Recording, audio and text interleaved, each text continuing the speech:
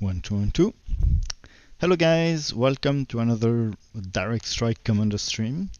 Today we're gonna cast some games of the 1v1 the ongoing 1v1 tournaments.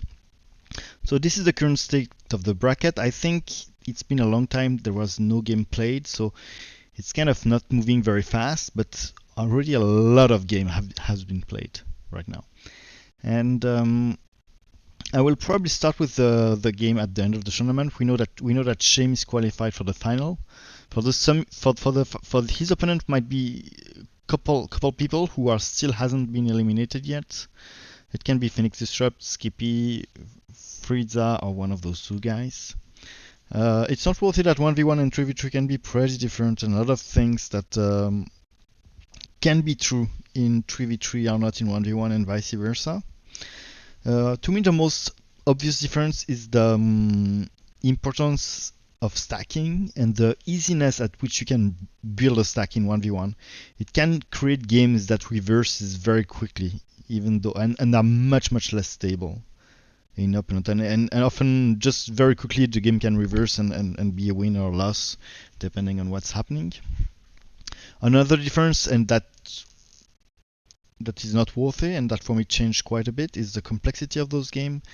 Usually in a 3v3 you have very different matchup on all the lanes, and the nature of the leagues is very different from your own leagues you might create, and that brings a lot of complexity. And to me, that's what makes the game interesting. You're having leagues from another fight, and you're pushing into another fight. That might be completely different in nature, and you have to adapt to that, and you don't have that in 1v1. And also mid control is less important in 1v1 because it doesn't benefit to your whole team. But this being said, general principle can be quite the same. I'm pretty sure we will be able to learn quite a bit from those games. And I'm pretty sure that we will also have quite a bit of fun because I think they might be nice. So I'll start with the end of the bracket. So I will cast the semi-final first because we already have it, and it's probably the highest level of play we have here. So even though it was a 3-0, so somehow the game looked unfavored. Yeah, I'm kind of how do you say? I'm spoiling the results, but I just forget it, okay? Okay, so let's hop into the first game. I will switch my window like a pro. Bam! You see that? That's a professional streamer screen. That's a professional streamer. And this is the first game. I think it launches. Yes, it launches. So, alias here is Shame, considered by most players, by at least a lot of players, the best Direct Strike Commander player, or at least one of the best. And here we have Phoenix Disrupt, already known as CGO, which is always who is also extremely high level player who already won tournaments, and yeah, he's competing at a very high level. Okay, so how could I? Okay, so we have Mengsk versus Horner. Okay, so this is very interesting because we know right off the back. Do we hear the sound of the game? Let me just do a quick sound check so that I'm sure that you sound is good for you. I'm not sure. Maybe the sound is too loud now. I'll check during the fight because it's during the fight that I realize if it is. I think it is. Maybe like this is better. Okay, so it's a very interesting matchup in which Mengsk can have a lot of difficulties. One of his main difficulty comes from the fact that Mengsk is not good at finding unit that. It's too loud, right? At finding unit that are both good versus ground and air. Right now, I think I haven't read the rules of the tournament, but I'm guessing that they play blindly and they don't know who are there. We have Mengsk going fast tier 2. I think, if I'm not mistaken, that's pretty standard in 1v1. You want a fast tier 2 because you don't have allies who can scan for you. And as I said earlier, the game can reverse very, very quick, and it can take a lot of time for you to tier for tier 2, because you will not have your ally who will play while you're taking to tier 2. It will be your wave for quite a bit before your tier 2. So now Alias reacted pretty quickly to do so, to transfer his troopers to AA troopers and to do detection. And Phoenix Disrupt is committing to his Wraith play, which is very, very powerful and might ask for an answer, a stronger answer from Shame, because troopers might not be enough. Shame is putting his unit back and forth just to create a stack to close the gap between the two waves, to make them able to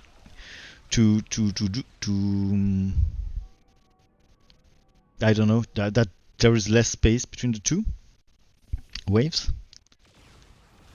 And Phoenix Disrupt is adding some Hellbat to deal with those grounds, which is obviously a very nice strategy. There is not enough Hellbat to really reach them, that when there is a critical mass of AA troopers, because their range is higher, they can like get rid of the Hellbat without even them approaching them. And here we have an AA trooper which has much more DPS and air power versus those two, and he's still trying to get rid of the Hellbat with his regular troopers. He's kind of scared maybe of a transition, but it kind of work, or almost work, that the Acer of Wraith will win this fight. You can notice that both players are still on zero gassing. They're fighting for the mid. They want the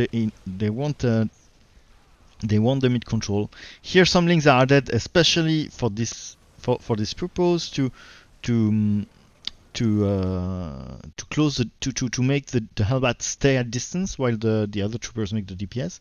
You notice how he unequipped the troopers just to beat this Emperor Shadows. Emperor Shadows have this nice feather to be able to shoot both air and ground. He can EMP. I think he EMP'd here the Wraith, and he can also immolate the ground, so that might be useful too. And he can cloak, which is nice. And here you see he's still fighting the air while the other gets rid. Okay. So now Phoenix Disrupt is more Hellbat heavy. He knows that his Hellbats counter most of his ground, but the Emperor Shadows are kind of good versus the Hellbats. He can immolate them because Hellbats are biological.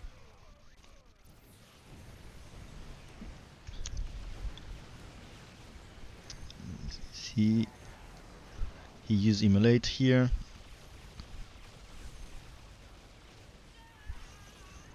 And yeah, I think those Wraith were also EMP'd.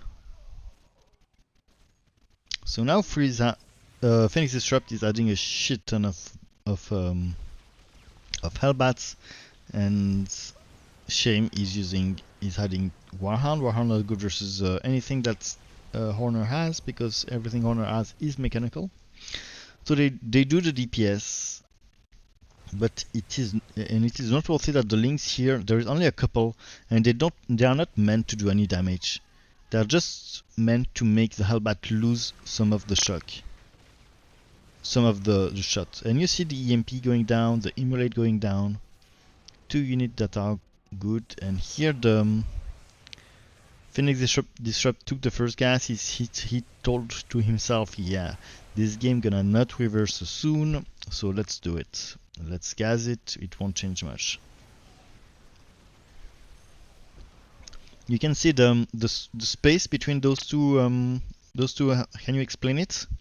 Why he spaced them that much? There's a reason that is not linked to AoE, because Mength doesn't have any AoE in the air right now. Not really, at least.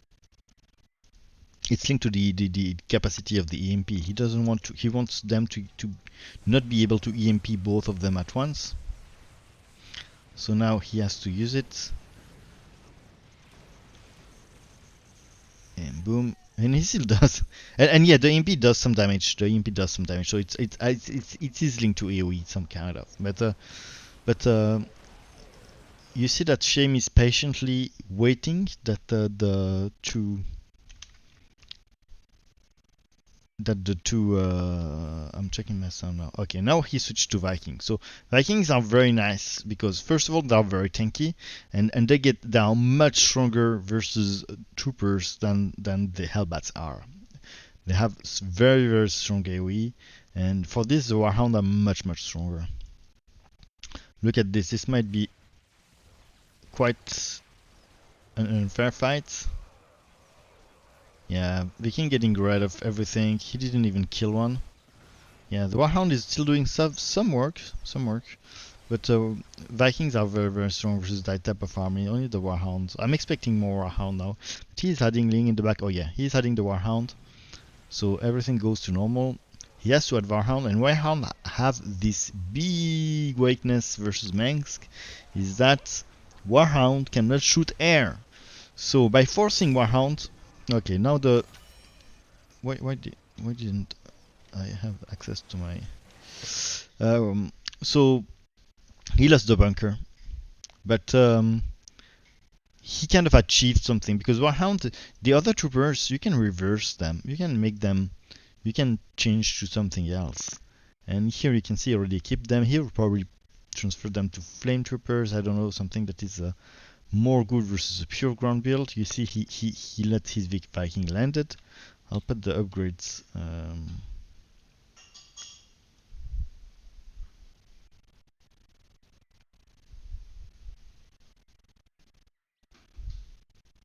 What is that?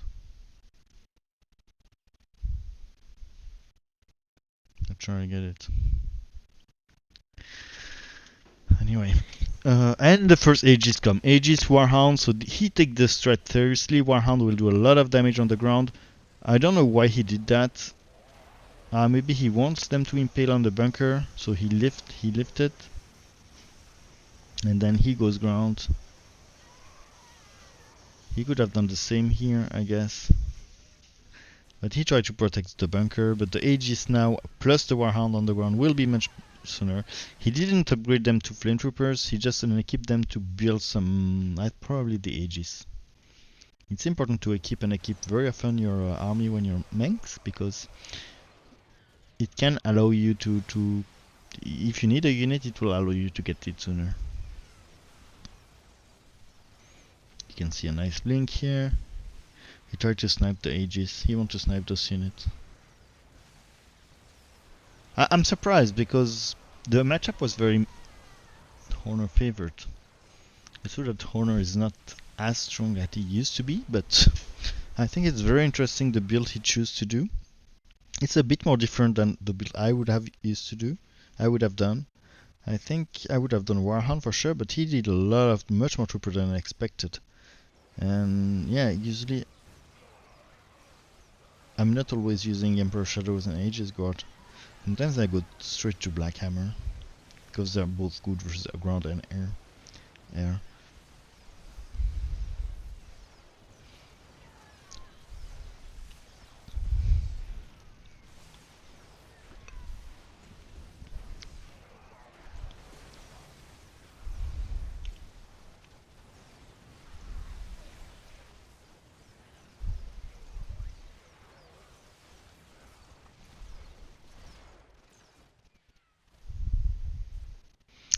You see the positioning of the Lings?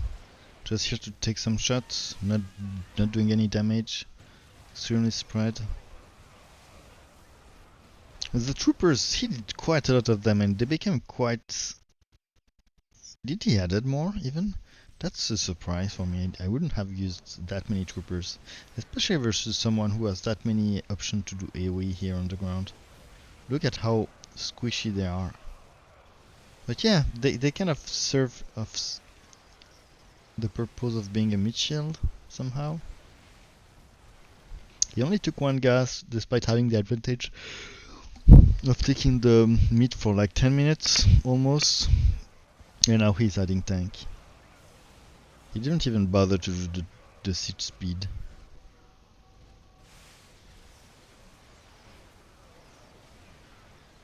Emulation Fluid, I think it's the first upgrade of the...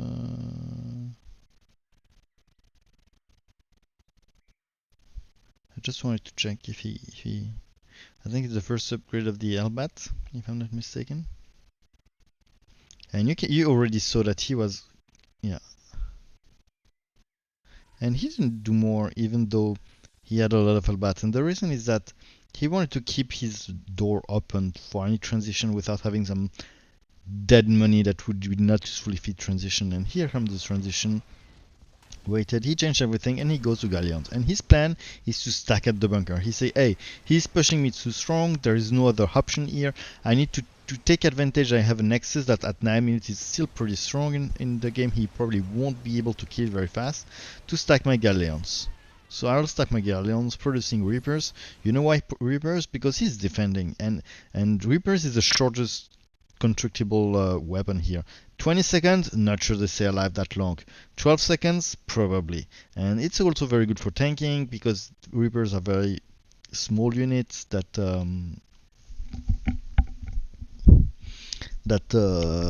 I don't know, produce in small quantity by very spread like this can take a lot of shots, especially from tanks or for units that do a lot of damage like this one. And here we go.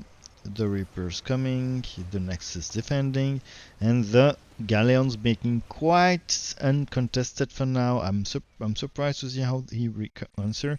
So he's adding some air troopers. He's not really removing the Marines, but the Galleons are sucking. Oh, they are sucking. I expected. So he could have worked. I think he did just a transition just a little too late.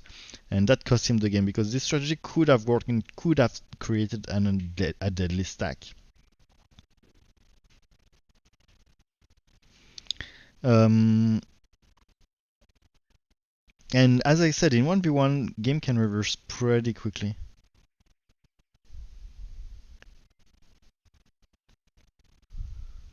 So I'll check one or two things now. Where is his worker? Worker.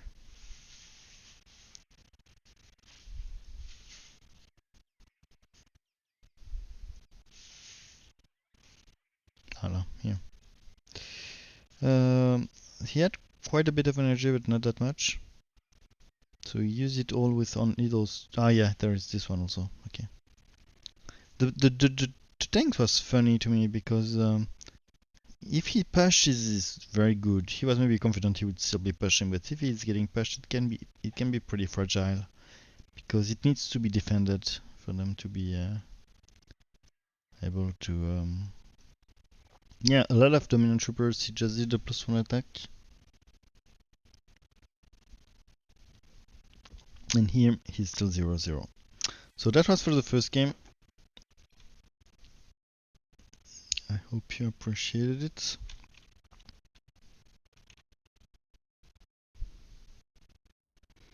So, second replay.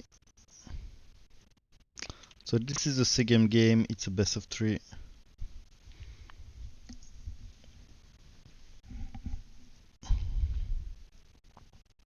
What's cool about 1v1 replays is that it's loaded much faster. Okay, so this time furnace, no, still the same composition. Okay, we have an Abather.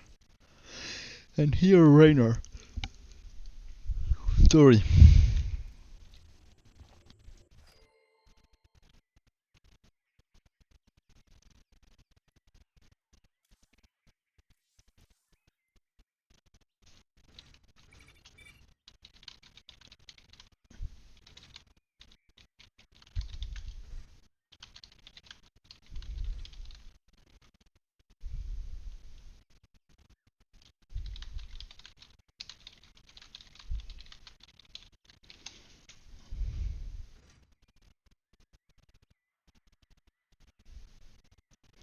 So, no, but I have to look the rules because nobody would would build that blindly. This is the first round, right? I think they know who they are playing. I'll just read the rules.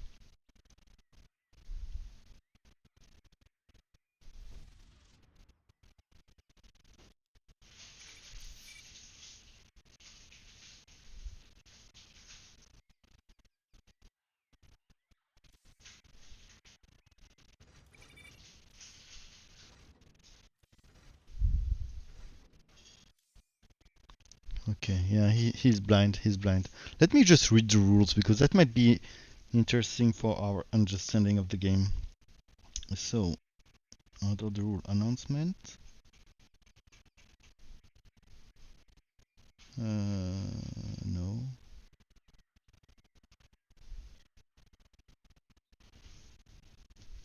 Okay, I'm not sure. I see the rule on this Discord.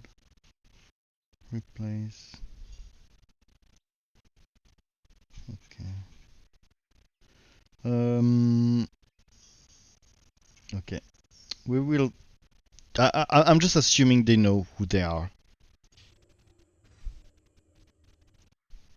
Because he's revealing and he's building quite a bit, and this is a standard open air versus Abathur, because he's not that scared from his air. Even though I would argue that it might be already quite a bit of an investment, and Abathur could open with air. That would be viable. Yeah, he does it, and he's still commits to Marauders. And now he's adding the links, but that's a bit late. The Marines, he will suffer for a bit, and the Ravagers. Oh, that can be messy. Okay, I have to say one thing to precise first. This is a very one-sided matchup for Abathur. For Abathur, it's one of his easiest matchup. Armor doesn't have a lot of tool, and especially in this situation, it's deadly because he already anticipated the marine build. This was a bait. I assumed he knew he was playing Raynor. He did that as a bait. He just went full Marauders without knowing, and now the game is already over because I don't see how he can really recover fast from that with because the Marine R is your sensor early game. The Viking take a shit ton of time to scale, so it's not really an option.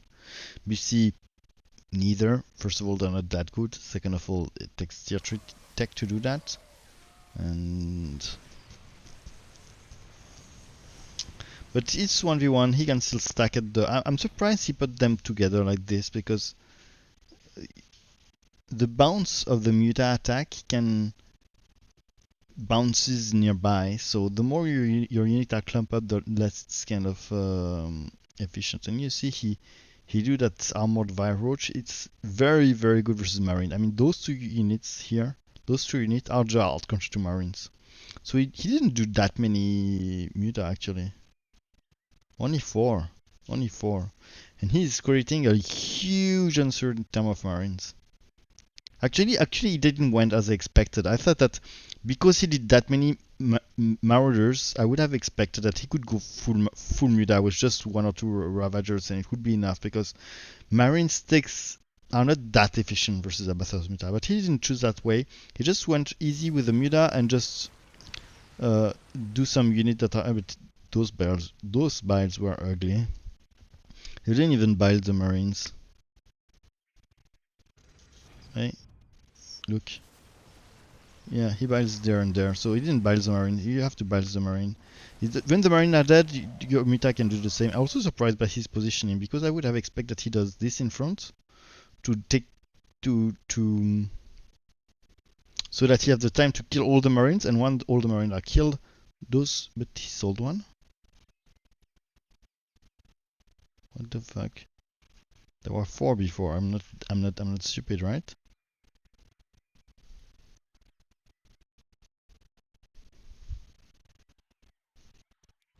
Yeah, 4. What he did. Unsellable, right?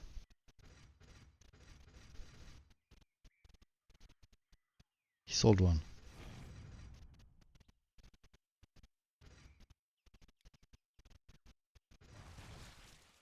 Four. Okay, maybe I missed it. Okay. So now Marauders, Marine. Weird positioning of the Marine, weird positioning of the Marauders. But yeah, he's playing the anti-bio key here with the Marauders and this roach. So the idea of the biomass roach is that it's not that good versus the Marauders, but it's almost invincible by Marines. They do 7 damage, and this guy has 6 armor, so they do 1 damage. Said differently, and he has +1 already, and he doesn't have armor upgrade for now. So this being said differently, there is 6 damage over 7 which are negated, which is basically 85%, something like this. So it's an 85% damage reduction. Unfortunately, there is a lot of Marauders here, so versus Marauders, Biomass Roach don't do that well. And here you can see the Marines don't even shoot at that Roach, so I'm not impressed by the choice of making him Biomass. I would have expected he would Biomass the Ravagers here, because they do most of the damage output. But he wanted a tank. I mean, he needs something in front that tanks as much as possible while the Ravagers do their work. Ravagers are quite squishy. This has a shit ton of HP. And when you think about it, the biomass from the Abathur is much more something that affects survivability than DPS. Because look at the buff biomass gives you. It changes slightly between the unit, but the overall effect is the same. It gives 300 life to plus 300 life, so it means life multiplied by 4 basically to every unit, and plus 10% life steal. So that's increasing even more the survivability of the units. And it has plus 100% attack speed. So when you think about it, the DPS is only multiplied by 2, but the life is multiplied by at least 4.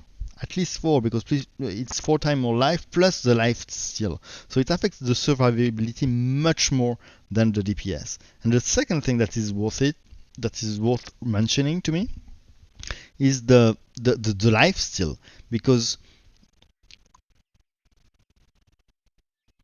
how do you say, this makes this unit much better.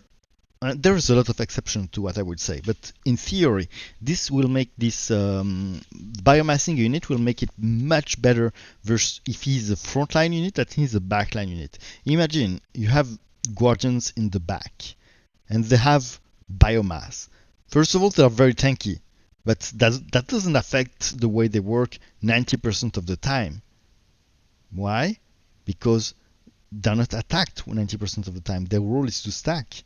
They are not in the front line. They're just the last unit that they're killed, and that's why they're good. So all the life is not really used, and they only have twice the attack speed. That's the only advantage. The life steal is not used because they are full life most of the time, so it's kind of wasted on Guardians. I use them on Guardians time to time, but for other reasons. When I want a quick transition that can be not anticipated, basically. But my point is that using it on a unit that is very frontline makes much more sense, because it affects life much more than it affects attack speed. And the life steal is only useful if it's frontline, because if it stays in the back without being attacked for a while, it won't be very, very used. And of course, there is those other benefits. If you use it on the Ravagers, the bile cooldown will decrease. If you use it on a Roach, there is armor. If you use it on a Queen or a Vipers, they will also benefit from this plus 4 energy per second.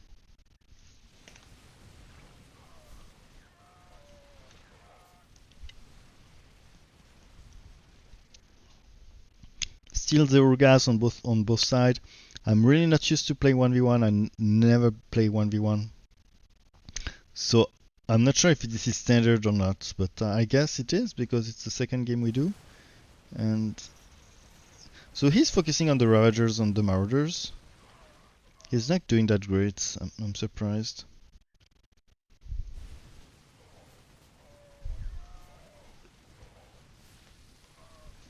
And now he's massing the Ravagers. Ravagers much more than Marines. Oh, but than Mutalisk. It's funny because of his mistake of committing to Marauders heavily early game, I would have so expected that he would go Mass Muta. Mass Muta with just a couple of Ravagers to snipe all the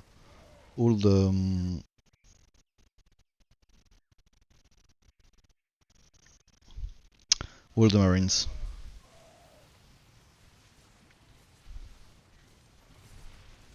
He didn't upgrade the.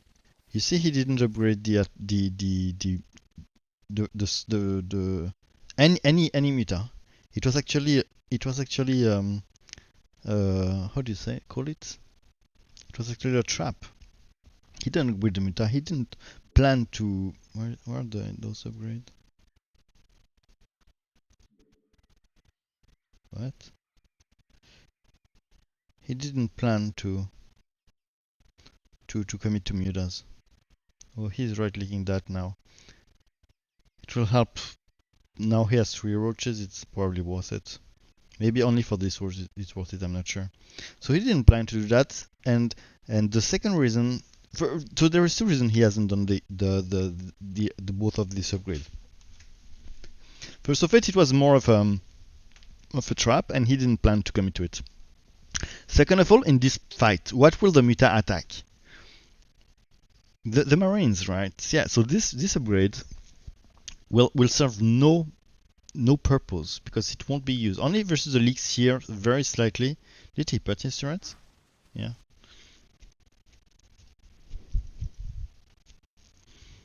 He's 31.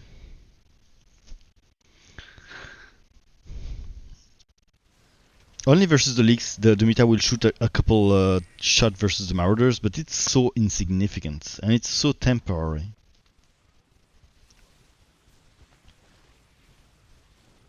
Now he has this upgrade. This synergizes very well with the biomass here because it was plus 6, 8 damage. I forgot. Armor. I forgot. 6. So imagine 5 plus 6, 11. This is 12. It negates all the damage from the Marine. I think the minimum damage in the game is half a point of damage. And here, what was it? Where did I compute it? Yeah, it's 12 armor, 22. So half of the damage from the Marauders.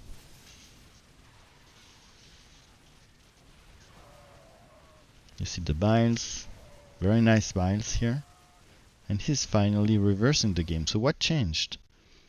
More Marauders, more Ravagers, I think.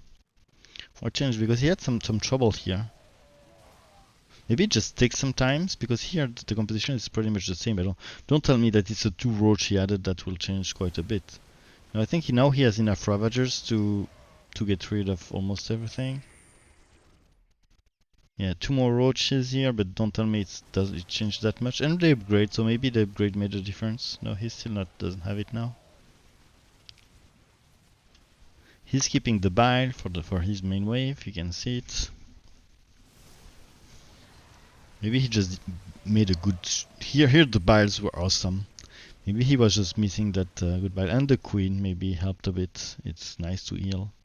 He don't do the upgrade for 1 queen. That's very important. And now he will be pushing. Finally, I would say, because at 4 minutes it's pretty late. I mean, here the defense of Phoenix Disrupt is pretty impressive.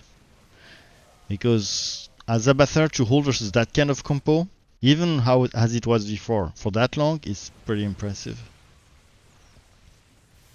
And I guess the Marauders are good. He didn't fall into the trap of doing too many Marines here. But he's not spreading them. I'm surprised he doesn't spread it more versus that type of compo. I mean, if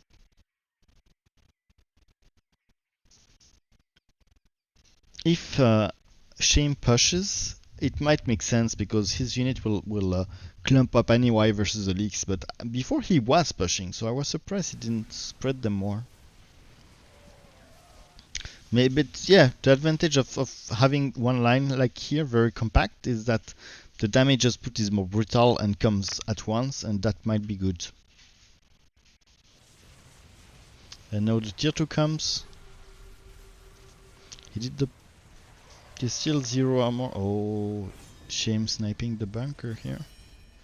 So Shame took 1 gas. Phoenix is still defending on 0 gas. He was trying to push very hard.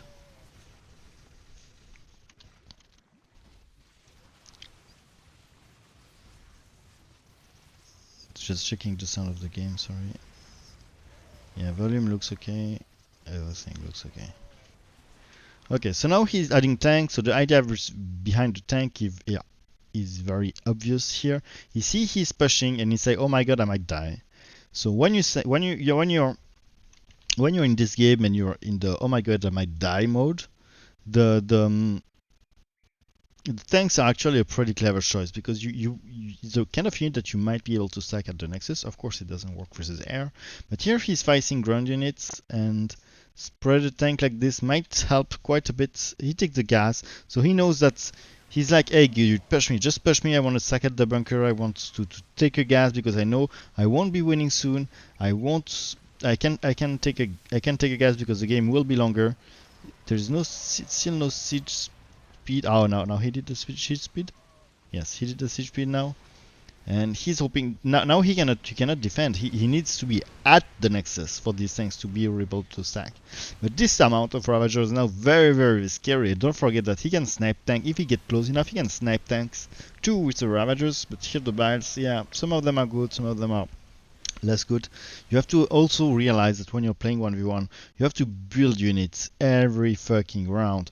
That's every 20 seconds, and you have to think about what you would be building. So you don't have as much time to just micromanage your unit as you have in 3v3. It become, and we can maybe have a look at the APM here.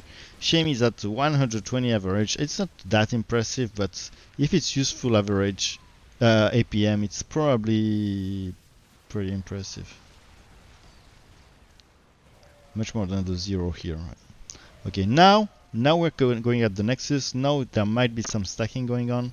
He's still adding tanks, but here the tanks will be nothing. He really need to be at the Nexus. He need to be pushed even stronger if he wants to. But and Shame does see the tanks, sees that, and he does the meta. The meta has 2 points, of course, sniping the tanks. They will also put a lot of pressure on the Nexus because Nexus is armored here. And now maybe he has the upgrade. Yes, now he has the upgrade. So now he's really committing to the mutas. And what about the other upgrades here? Does he have it both? Yes. No, only the armor upgrade. Only the armor upgrade. It's funny because he has quite a bit of muta here. I would have expected the other, and the other also, okay, he right click it. It has another advantage is that as it adding 3 additional time hitting up to 6 target, it's like it's not doubling the damage because I think every bounce is less, but it's bouncing more and it's adding more damage and this synergizes very well with the armor versus with the other upgrade that's increase the bonus versus armored. Why? Because when you increase both the damage per shot and the amount of shot, it kind of both effects kind of multiply each other. They don't add, they multiply because you change the damage per shot and the number of shots. So he's forcing more Marines. So Phoenix Disrupt will have to stop the tank transition and adding more Marines. Or maybe Vikings, I don't know. But probably Marines here at this point, especially that he kind of, no, he didn't upgrade them that much. But yeah, he's forcing more Marines. He has to stop his tank transition, and that's exactly what Shames wants. You can also observe that he didn't move his bunker, and that might it might be because he didn't have the opportunity, but it might also be that he wants his bunker to stay here. There is 2 advantages with his bunker here.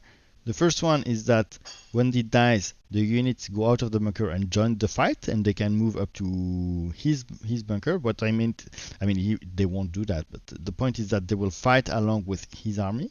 And the second reason is that it kind of helped the siege tank to stack. I'm not saying do this every time, but he might have a good reason to say it here if he wants, because it kind of protects the siege tanks and they can do more if they have some protection here. But here the amount of muta is becoming really crazy. He does the marine, so he does react, and he knows also that there is a nexus here. You know, he pushed back this red but not this one, so this makes me think that what I said before was true. It was intentional that he puts his bunker forward. So yeah, he reacts. He takes the threat seriously. he move. He is adding more Marines. He knows also that this Nexus is a providential here because Muta will first focus what attack them, and tanks don't attack them, Marauders don't attack them, only the Marines. And when they will be done with the Marines, if they are in range of this or in range of this, the Muta will come to try to kill this. And although they are quite efficient at killing both the turrets and the Nexus, because both of them are armored and they have very high DPS versus armored, it might take some time for them to kill it, especially at 7-minute mark. Shame doesn't have the firepower that is needed to really snipe it. At least not now. Maybe in a couple of minutes he will, but it will give an additional couple of minutes for Phoenix to react, and maybe a couple of minutes for the tanks to stack. Okay, you see he spread his tanks quite well because he wants to avoid both the biles and the Muta. He wants the Muta to lose time traveling between the two. Here you can see the Mucker might help. Yeah, but the firepower now of the Muta is really scary. Now he's in quite a lot of, but he cannot biles at this point. He cannot really biles the Marines out there, so they are still quite efficient at killing that. Marines are quite good until mid game, I would say, to kill Abathur's Muta. And usually the strategy of Abathur is to kill the Marines with something else than the Muta. And then the Muta, usually the Muta are more in the back, so they come after the fight. But here I don't know what's exactly happening. Here he might. Oh, nice! Those biles were crazy. It's like he knew where the. I mean, it doesn't change much if he put them more back or not, because they will stop attacking here. It's like if he knew exactly what the Marines will stop. It's really impressive. Okay, so here you can see the Marines doing pretty good versus the Muta. So for now it's fine, but then fighting the Ravager they are more mediocre. But for now Phoenix kind of managed to not have this worst case scenario I was talking before, where you have your Muta one shot by the Ravagers and then the Muta cleaning everything else. He managed to have some distance. You see the distance he put between those two? This distance is have this purpose exactly. He wants that the Ravagers meet this first, because if the Marines were in a shorter range, were close to the Ravagers, close to the Marauders, he will just bile the Marines and then the Muta will clean everything. Here he forces him he forces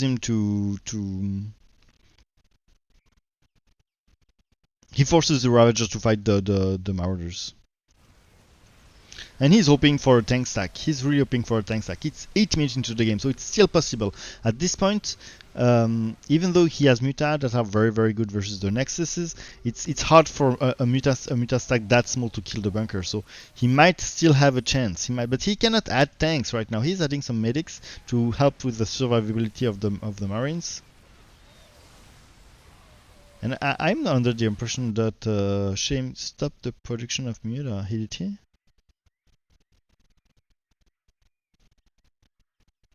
Oh, there's the Viper.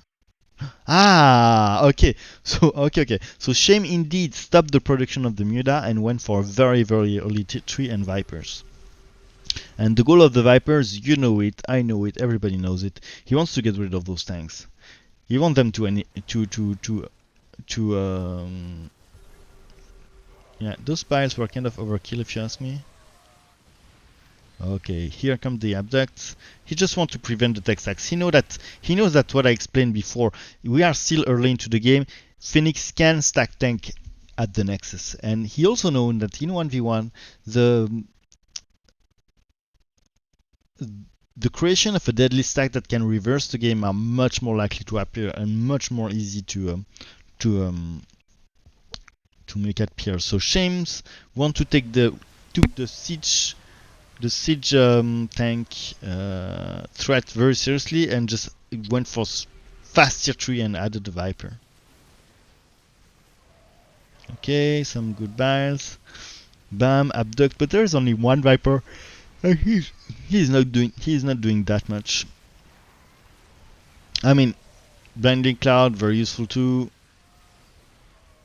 but only one Viper. He really had the second one. Yes, he had the second one. That makes a lot of sense to me. And bam, Blinding Cloud forcing the siege to unsiege. For Abathur, for Raynor, it's much less problematic than for other kind of commanders, because they siege and unsiege very fast. But Vipers are not quite saving. Only 2 Vipers, only 2 abducts. I mean, at this point in the game, it's already a begin. Wait, what are those with those overkill? That's not good. I mean, shame, dude. You're supposed to be the best player here in the game. Don't overkill units. I'm looking at them. I'm interested. We are 10 minutes into the game and he didn't have done the armor upgrade on the bio, and I'm quite surprised by this, because plus 10% plus one armor. I mean, one armor. I mean, the armor doesn't change anything versus the biles, and the armor don't change that much versus the muta, but still 10% less damage, plus the 10% more HP on all those units. I would say it's worth it at this point. I'm surprised he hasn't done it yet. Now he's adding even more Vipers, so this not only takes care of the tanks with the tongue, but it also blind cloud the bio, and actually now it's working. Now that there is 3 Vipers, it's kind of doing something.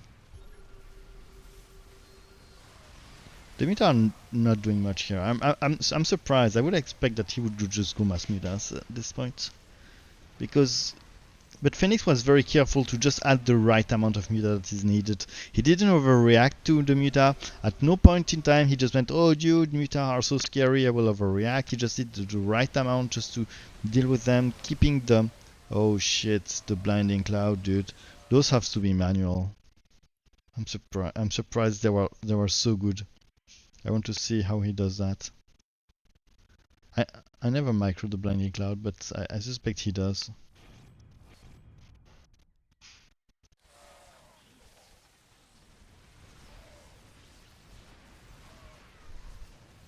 Can we see if he's macroing? Ravagers, Vipers, Pool, Ravagers, Vipers. Wait, what? No, he didn't micro the. I don't think he microed the Ravagers, the Vipers. But I suspect we lost his vision here.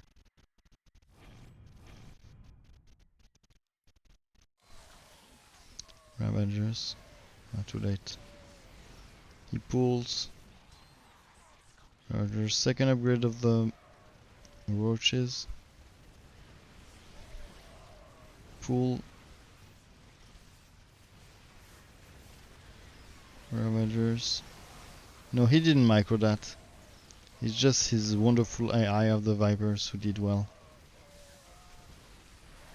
But he's still adding tanks. He's still adding tanks. Even though there are Vipers, he said to, hey, dude, it's my only way to come back. And I don't care about the blinding cloud if I will be really at the Nexus. Maybe the Viper wouldn't even be able to approach. And maybe he's not wrong, because at this point, that kind of stack, and he, as I said before, his tanks siege and unsiege pretty fast, so it could be possible that the tanks stack anyway. And actually, it's what they're doing here. It's what they're doing here. But yeah, the problem is that while everything is on Blinding Cloud, the Muta does the damage, the Ravagers does the damage. But dude, he's actually, he's not stacking because he just has a lot of tanks. So it looked like it's stacking, but it's not stacking. It's just like, and that's a lot of army value. That's a shitload ton of army value, because but he doesn't have a lot of other options. But he could also go BCs, because he has the Marines to deal with the Mutas, and BCs are much less vulnerable to Ravagers. They can also blink. He can just micro them, and the Marines help with the DPS versus the Muta, and BCs are not sensible to Blinding Cloud. They can be tongued though, but not Blinding Cloud. So now he's adding what? Okay, he goes for gas. I mean, he goes for gas. Okay, maybe. I wouldn't do it, but maybe. Oh, he didn't do the upgrade. He didn't do the armor upgrade. It's just the attack upgrade for the... Okay. So he said, hey dude, maybe this game... This doesn't make sense in my opinion. Hey, this game will not... I mean, this game takes like... What is it? 15 minutes to pay for itself? 20 minutes to pay for itself? And you have to add you have to wait another 15 if you... I mean, but after 15 minutes, it just had bring you nothing. I mean, what is the timing? I think you can see it. It's written. But what most people get wrong is that when the gas had paid for itself, it has only puts you behind in the game. It has bring you nothing more. 12 minutes, the fourth gas. So it's not that much, but 12 minutes just to pay for itself. Then maybe another 12 minutes so that you spend just as much time above than below your mineral level that if you haven't took it. Yeah, to me, not worth it.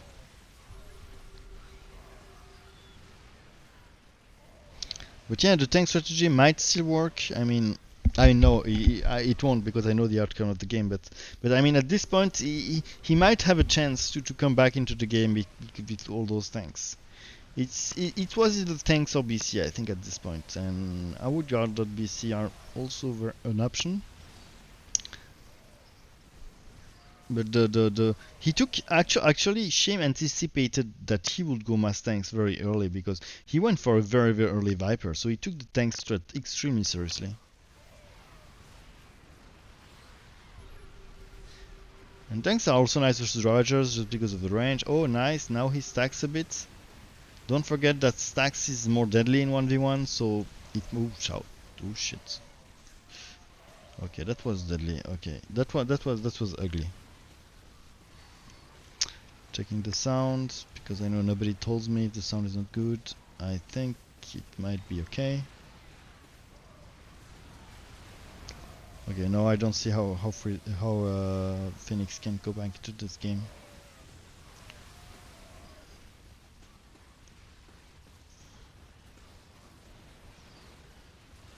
How many Vipers does he have? It feels like they have 100.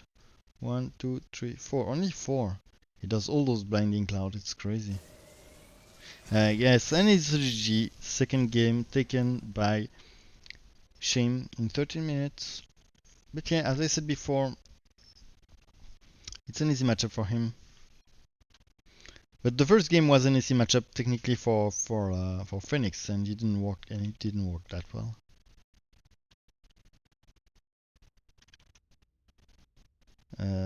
We'll look at the last game.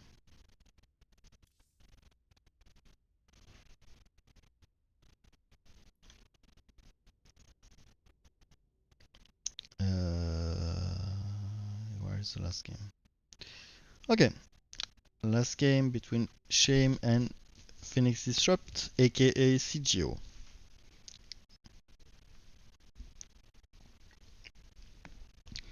I remind that both players won a 3v3 tournament, so it's a very high level of play here.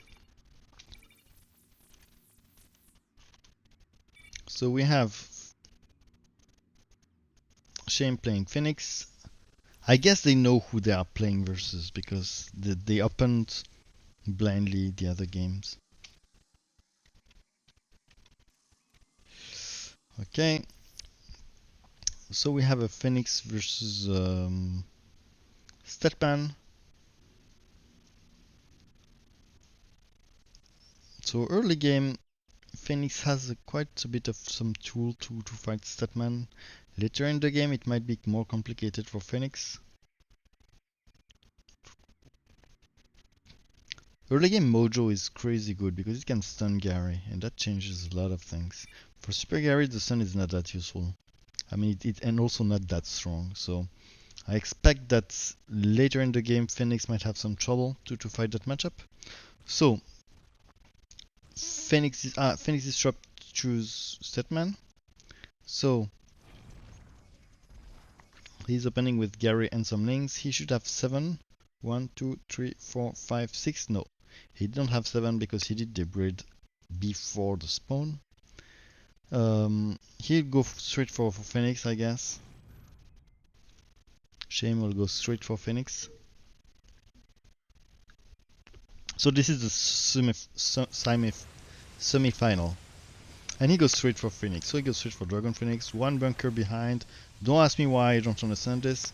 And the orb coming. And here we come for the second fight. Dragon Phoenix is very, very good early game. Unfortunately, the Link only max 10 damage. He put them on the healing aura, and they only took 10 damage from that shot, so that's make them quite resilient. And it's very hard for Phoenix to deal with the Links, just because they are so tanky. And Phoenix, you do a lot of damage per shot. I mean, where is it? Oh, so he does the Zealot. Legionnaire.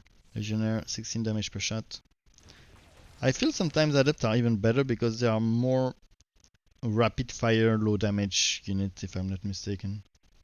But the good thing about the Legionnaire is that they are much more tanky. In terms of tankiness, they are beasts. 300 HP is crazy.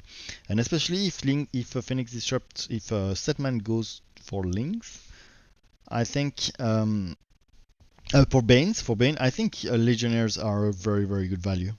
And third thing, Legionnaires might allow you to go for Calalis, and Calalis with his AoE might be also very good versus Links. But I don't use usually Legionnaires, so I'm kind of surprised.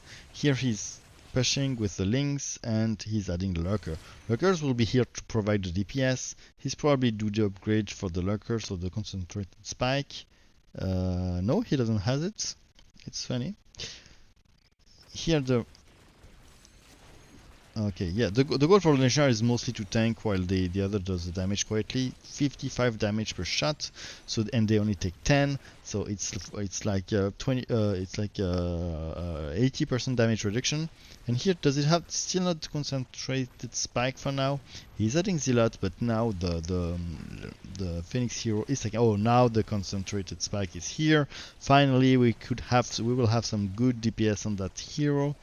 It will help a lot, and the combination of the Lurkers to do the DPS and the Links that don't do any DPS but they tank a lot because of their ability is kind of good. But he's adding some Legionnaires, and he wants to be sure he can kill Gary with his main Phoenix because he doesn't have any other anti-air. So Legionnaires are here to get rid of the ground. Does he have detection? Okay, here detection comes here. He didn't have it until now, but now he has it, and Phoenix are stacking. It's very, very, very scary, those stacks. Phoenix is a hero with a pretty long range. 9 range, dude, 9 range. So his ability to stack is extremely good.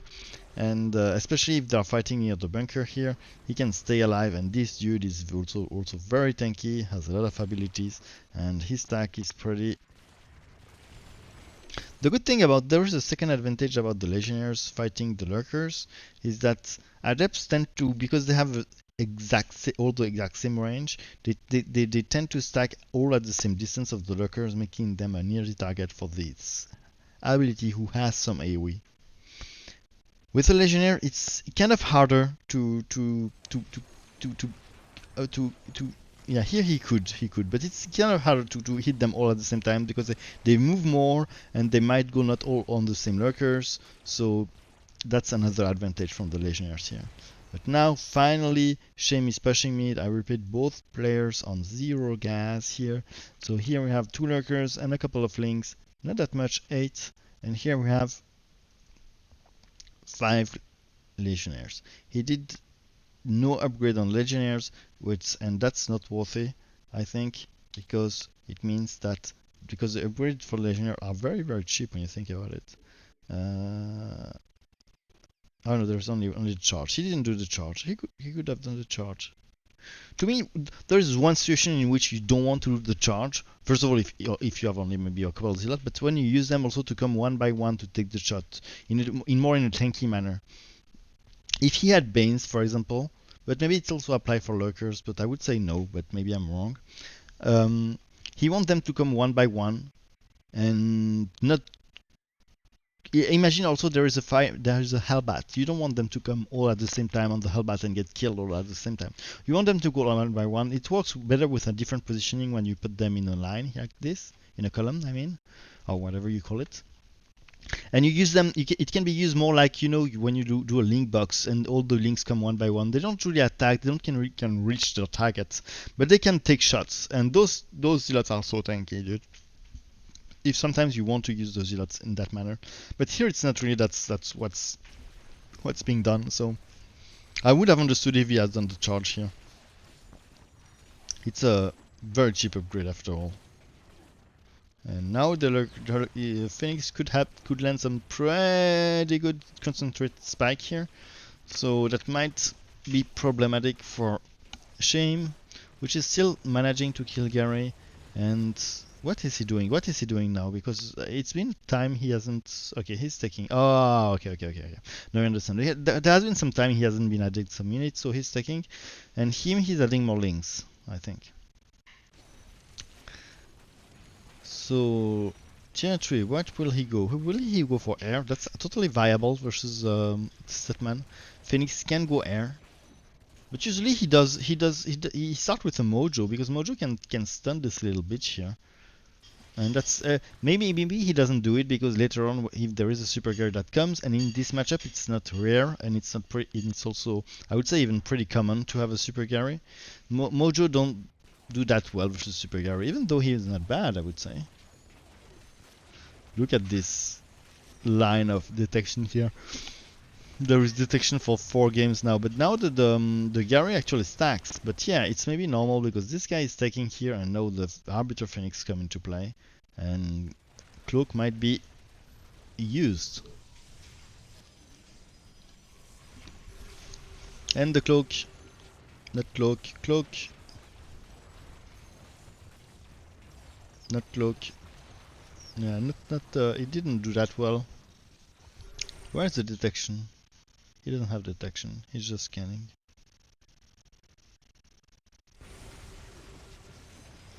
But he will force quite a significant amount here. Will he save the? You have to note that links are very good at rushing bunker. Maybe not alone because sometimes they need the help of something that does the DPS, but because this does 17 damage, it's not that much. But it's more obvious for the Nexus, who does like 70 damage. So 70 damage, they only take 10. It means they have like 85% damage reduction. That's crazy. And Nexus has a very hard time killing links. For the cannon, it's a bit different, but the lurkers could do stuff. But now Phoenix is only relying on scan for detection, so it's very unlikely he could push that because he's cloaking very often and the carriers come. And this is not very surprising to me because air is a way to play versus Setman. Usually you might want to start with scouts, but going straight to carrier creates the element of surprise, and carrier are not that easy to deal for Setman because his best counter is of course the Hydra. He started doing a lot of them. He really took this threat seriously, but of course I know he did the charge.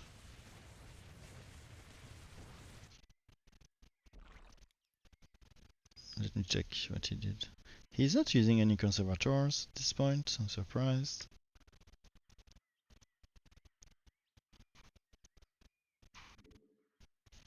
Nor any hero. He doesn't do that because he has already an observer, so that would be wasted mineral, completely wasted mineral.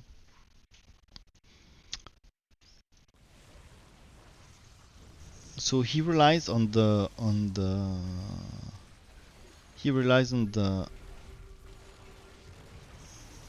legionnaires to kill all the ground, including the Hydra. And he used the stasis. I mean, with he cannot do much with the cloak because Phoenix Disrupt is a very experienced player. He will scan if needed. He will not be surprised. Usually the Arbiter Phoenix is a hero that is used a lot versus the noob, and that works a lot versus the noob because the noob, when you cloak, even if they scan or they react to it, they might take too much time to react to it, and during that time, that couple seconds, you have like 3 shots, and that can change quite a lot. That can change that can change actually quite a lot. He's doing the erudition missile. I think it's the one that makes you use rocket, if I'm not mistaken. Where is his hero? Hey. Can I not zoom? Why can't I zoom? Okay. Anyway. Well, I forgot what I was saying, but probably not important.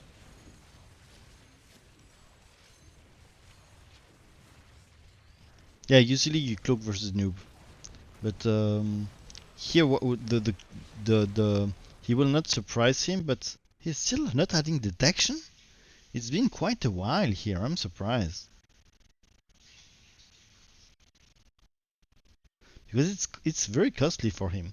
Not only it's costly, but it's also very dangerous when you think about it. Because if if he could like if he can cloak, then Phoenix can't. He just cancel his cloak and then wait for the scan to disappear and then cloak again. What can Phoenix do? Because there is a cooldown for the cloak. He cannot just cloak twice in a row. So cloak, he just unscan, and then he wait for the scan to finish, and then he cloak again. What can Phoenix do? Nothing. And then uncloak. Still no detection. This is a mistake to me. This is really a mistake. I mean, I understand you need a Hydra. Oh yeah, I wanted to check the yeah. And the juice up, you check. You see that he's converting. Now he's using the juice configuration for his army, and that's because he's using Hydra and lurkers. I mean, for the lurkers, it's kind of useful. It's very useful, but he has only 2 now. He has a lot of Hydra. He wants the rocket. He wants to be able to shoot at the air. So the juice conversion is up. Sometimes you can alternate between the heal and the juice, but the juice is really what's the most important here. And you have his tier 3 now. Really, his tier 3? Yes, yes, he's tier 3. So he has the range that will change quite a bit. That's very efficient versus the carriers, and that will allow him to stay kind of in distance of this. They will be able to shoot at the carriers while staying sufficiently in the back to be protected. So that will change quite a bit. Some good lands from the lurkers. Still no detection, so he can be abused here. He can be abused. I mean, it's very dangerous. Look, he just cloak, and what can he do? What can he do now? Still no detection. You have to have detection. That's maybe one argument that you could make is that yeah, but I know if I would make making detection, he will just stasis the detection, and we will have the same result.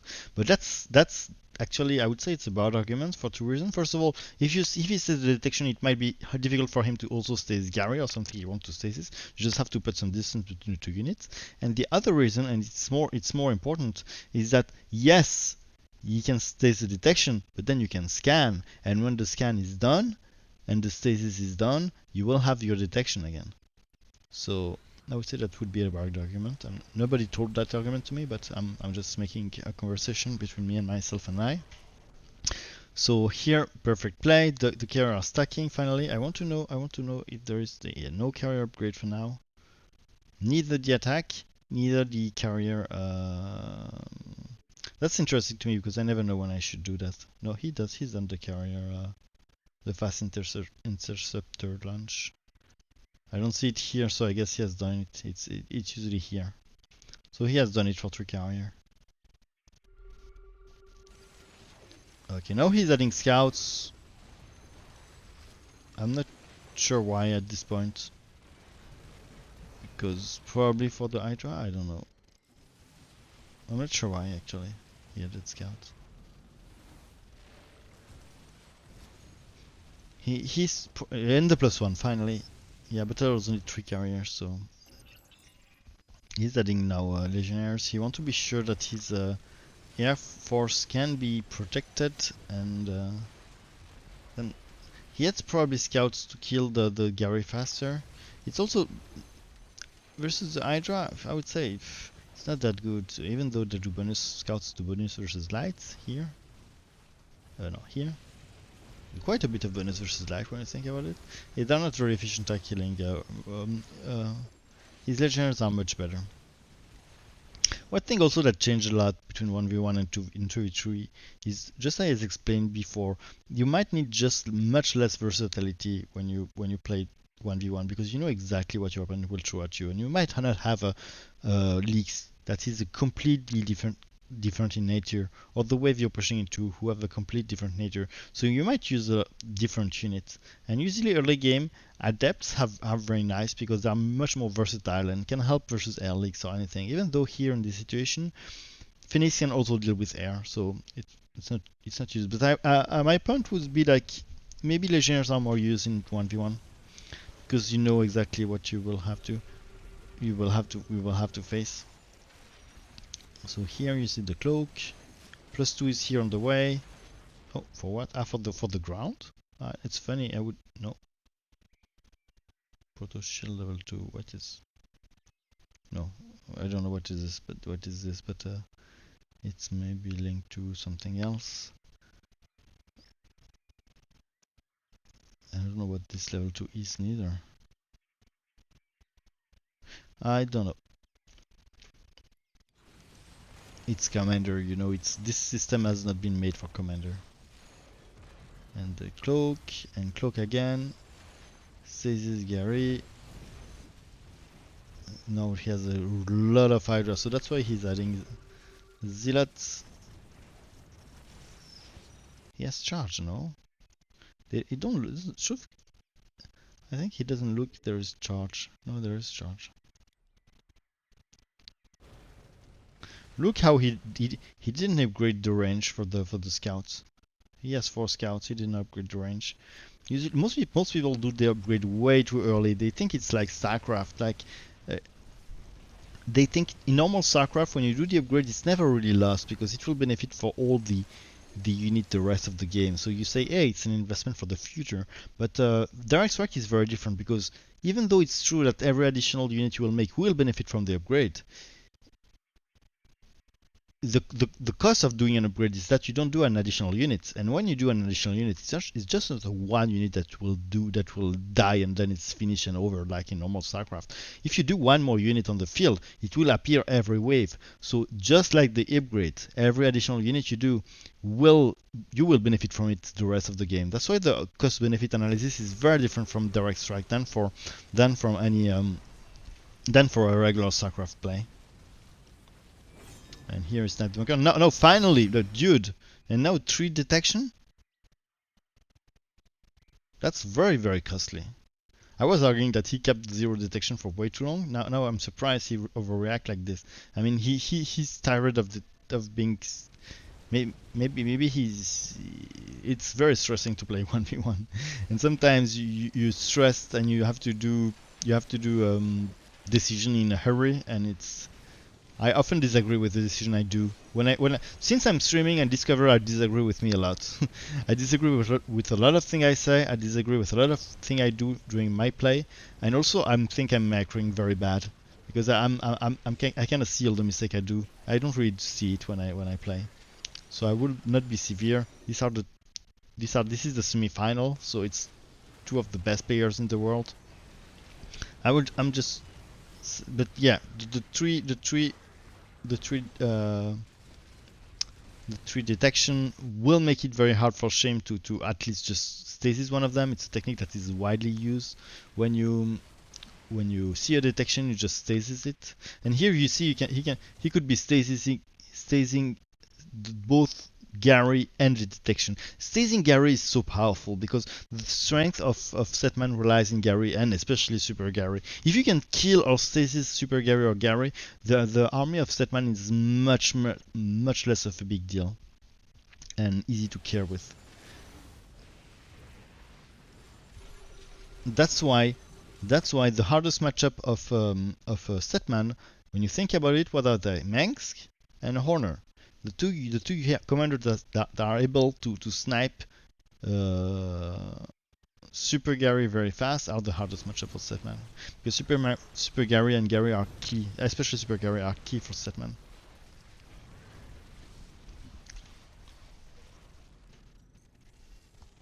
I don't think he expected that strategy, but now he has a lot of Hydra and they are tier 3. They are +3 already. That's pretty early. But it's just not enough. It's just not enough. I mean, he has too much ground. I mean, this guy, And now we have the worst nightmare of every direct strike player is when the army fighting air separates from the army fighting ground. This is the key to a lost game. I mean, it's not his fault, of course. It's well paid from Shrimp who managed to achieve that. But now it would be like almost impossible for him because the Hydra will not have the front line to defend them, and more problematically, the ground that will come here will be crushed by the air and will have nothing to fight the air, and that will be really problematic. That's like a 2v1. That's like only fighting 2v1s, two army versus ones, and that's extremely problematic. Here, Phoenix, I don't see how he will get out from this very problematic situation. I mean, he's playing the best players of the world, or at least one of the best players of the world, and it's the third game, and it's now finally a conservator after 12 minutes, dude. It's so surprising. I mean, I'm learning. I guess I'm doing wrong because I'm doing conservator always around 5 minutes at most. But maybe when I'm going air, I do it much later, and maybe that comes also into play. And maybe his plan was to go into air as fast as possible to create this kind of situation he's planned to. And he has, and now, oh, disruptors, very nice. So that's for sniping the Hydra are probably the most effective way. And you can also use them versus lurkers. But the way versus the Hydra are really, really problematic. I'm surprised though he didn't do any Caldalis, any hero. You see, no hero, no Caldalis, no Talis, no Warbringer, not even a Clolarion. And that should maybe make you reconsider the power of those other type of heroes. Well, how could he stasis both? You have one stasis, I don't get it. He just stasis two different units here?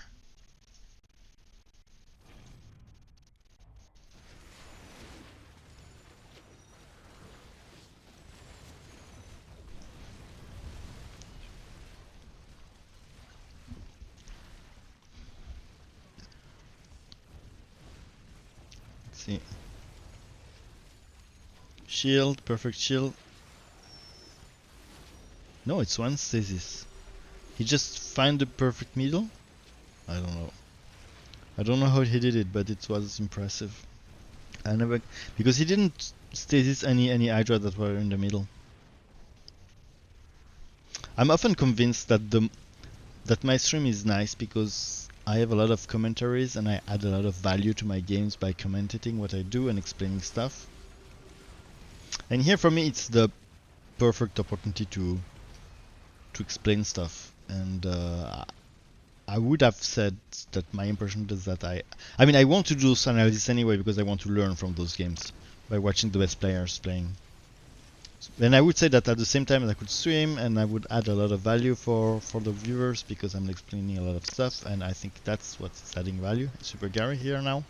That's actually is hard to kill, or harder. But it turns out that much less people than usual is watching the stream, so I guess people just want to watch me play.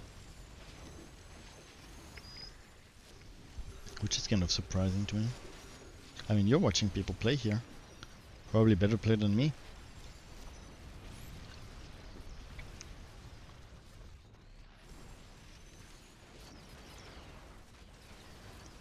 So +3, okay. I'm watching the upgrades timing because I'm always not decided about when I should exactly do my upgrades.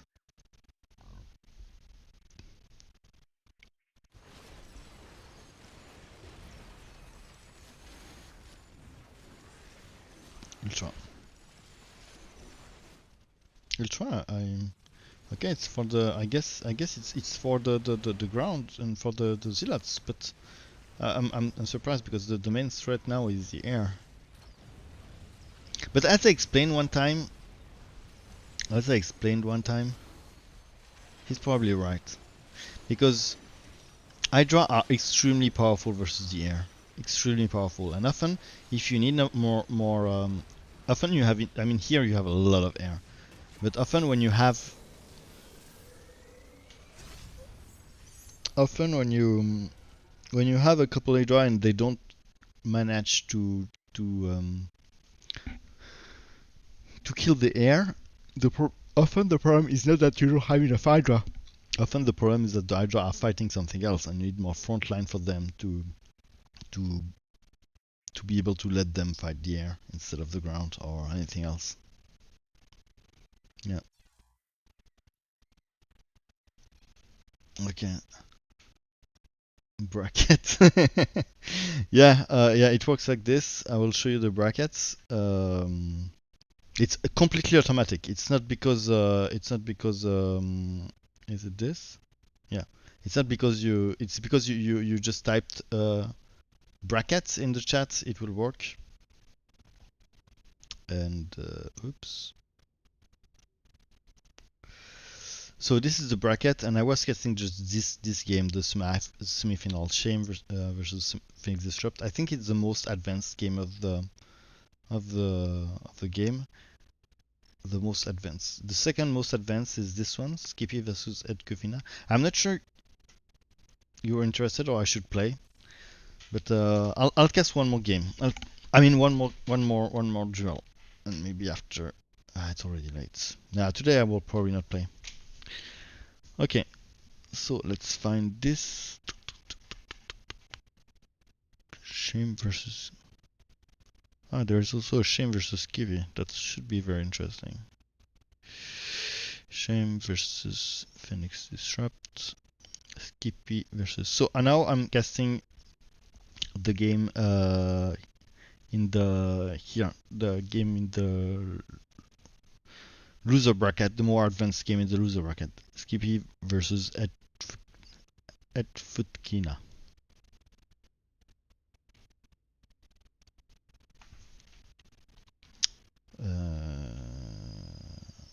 So switch back to hop. Ensuite, delay game 1. It's probably this one, I guess.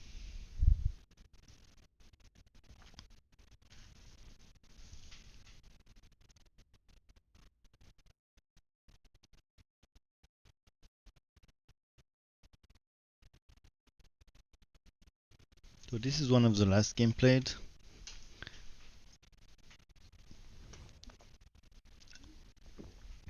Two of the best players in the Direct Strike Commander universe. We have Ed Futkina playing Nova and Skippy playing Phoenix. So Nova versus Phoenix, very balanced game now. It used to be Nova advantage because of the EMP, even though it was kind of now it's much harder for Phoenix to do something, for Nova to do something, and it can become tricky for her. But good thing about Nova, she has a lot of tools versus the air, so she's not as scared as the from the carriers than Statman is. Even though Statman is not that scared of the air, but he has less tools. Because he can less commit to over Hydraing than Nova can commit to Goliath and still be good versus any kind of other units, especially ground. Goliath is a much more versatile unit than Hydras are, Mecha Hydras are. Mecha Hydras are really focused to fight the air, and you probably shouldn't do it to fight anything on the ground.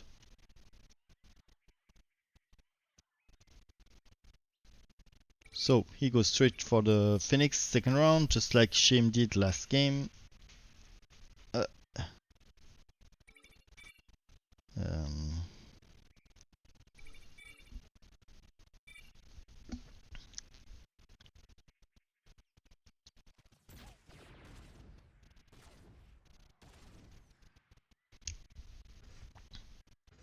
And he just add a couple murders to kill that. I mean, murders are especially good to kill this Phoenix form, but they are also not that bad to kill the Walker Phoenix form that could also appear, just because of the Marauders munition here, Migrant munition. He upgraded them already, probably. Yes, he did them. He did also the other one? That's very early, if you ask me. For 3 units? Yeah, he did them. I'm not even sure you can really slow down. Yeah, maybe. Yeah, it has reduced effect on heroic unit, you can see it. Okay. So now how will Skippy answer to that? Immortals. Immortals will provide the damage. And the Walker Phoenix, of course. Oh, why did he dash? I hate these people who dash. I think if you dash, you cannot use either. You have. I mean, you can use only 2 of the 3 abilities here. If you dash, you can then either whirl, either have the shield, and both are very, very useful. Even though it's true that maybe the whirl at this point is not that important because there is no stack here. He's adding. Oh, yeah. Actually, the dash is not doing that bad. But here, a good whirl would have been probably nice. And here the Immortal is doing the DPS. His plan is to have the Immortals behind doing the DPS while Marauders waste their shot here. Because Immortals are very bad versus Marauders in general. Marauders beats all kind of Marauders almost, but especially the Nova ones beats the Immortals. But if you have a unit like this who is not armored in front, and that is very tanky because it has this ability, and you have those landing shot on armored units in the back, the DPS is huge and can be very good. And here did the Zealots without the charge, just to tank, just to be sure that the Immortals will land shot uncontested. But here he's not having enough DPS. I mean, most of his army is in the form of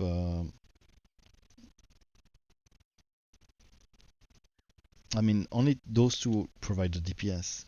This and this provide tanking for now. And Legionnaires could be able to provide the DPS, but they would need charge for that. Because here they just get killed. And you see Edkufina blinking forward to try to get rid of those. Of course, then he's in shotgun. Oh, okay. He's in shotgun mode now, and bam, the dash. Oh, and the whirl. So no shield for now. He dashed and whirled. So no shield, but he wants the Marauders to do damage. But the Legionnaire and Marauders to do damage, but the Legionnaire are also kind of fragile to this Nova shotgun. And Edkufina is able to push. Dash again. The stun is pretty nice. Now no whirl, but the shields. And he wants the Marauders to do DPS, but the Marauders also fight this, and this Nova is not armored, so the Marauders have a hard time killing that. He will dash, I think, to save the Marauder. No, he will not. For one time, he will not try to save the Marauder. Oh yes, he dash, he whirl.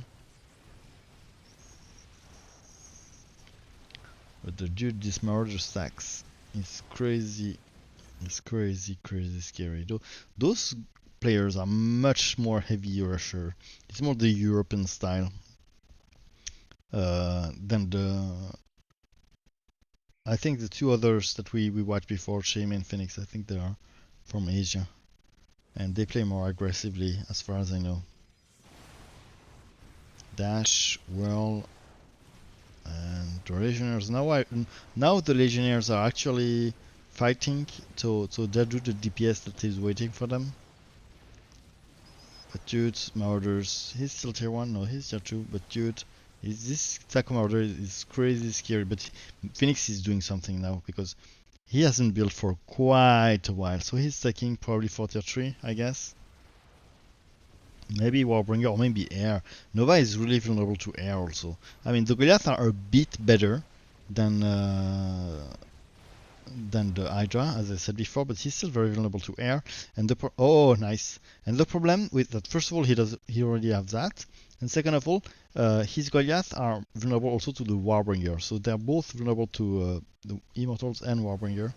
And here, I would guess that the Warbringer would be a better answer if he has a front line good enough. But here he will try to save the bunker with the shield, and Edkufina takes time to do detection. He still doesn't have detection on Nova. He helped with the scan. Here I don't understand this decision because detection on Nova would have been almost the same price of a scan, and he would need it anyway. And now as he saved the bunker, and now Edkufina would have to react to that. You see the Marauder are very spreaded. This is to avoid any whirl or any AoE coming from Phoenix Hero. But now the Phoenix Hero are stacking. He could defend the bunker in extremis, and now we have a very scary tier 3 Phoenix come into play. Dusk can come. He stasis last because he knows Nova detects, so he wanted to stasis the detection and then cloak the units. And now he should have cloaked here just to save his immortal. No, there's a scan, so it's. But he will probably start Goliath production. Yeah, first Goliath is here, and Goliath is actually a good answer. Is actually a good answer. And what is annoying about the Goliath for Phoenix is that it can stun units. But here he is already creating a big stack.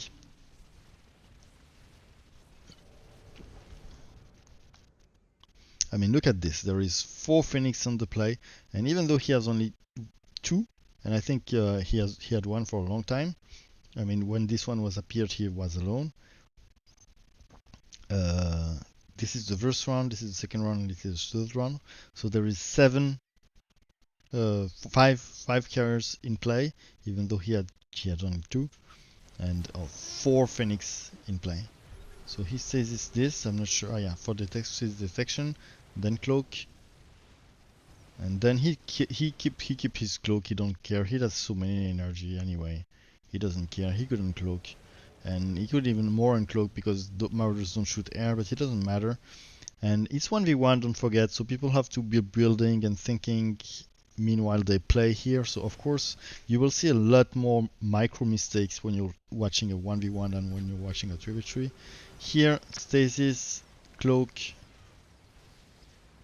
and blam. I don't see how he come back. I mean, he started the Viking Goliath production way too late.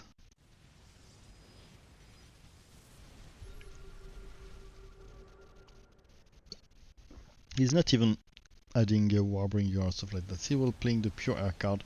But I wonder why the Goliath takes so much time to. He did the upgrades very early. Maybe he would have needed to add more Goliath first. I'm not sure. But it's not really working well. But dude, not only he reacted late, but it was already a stack when he came with his Goliath. So no matter what he do, even if he didn't have the upgrade and had an initial Goliath, it would probably not change much. And here we are still 0-0. Everything is 0. Okay. And he's playing the stack. I will speed up a bit because everything, what happens every round is the same. He has the critical mass of carrier. He has it because he created the stack. But to be honest, why does he have so little Goliath? He should be adding Goliath faster than he is adding carriers. So if not, there is something wrong. Anyway, now I'm not sure it's true, but because there's only 3 Goliath for 4 carriers. But earlier in the game there was like 1 Goliath for 1. Yeah, I think he was always in under. I mean, in a fair fight, Goliath would be much more okay than this is here. This works like this because he's stacking, and there is much more carrier to play than what he has in his base. His base is just a sack, and the game would have gone differently if he couldn't create it.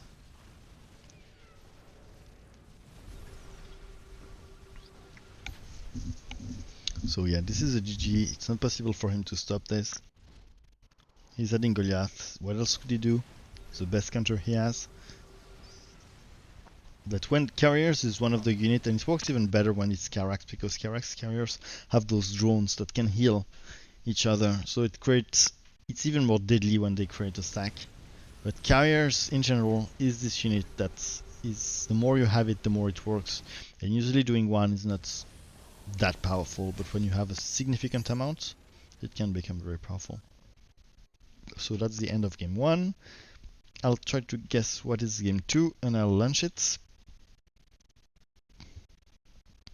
I think then they played on the. This was. I think this was in America, so maybe that was game 2. I don't know. This is either the game just before or just after. It's on a different server based on the numeration. And I need.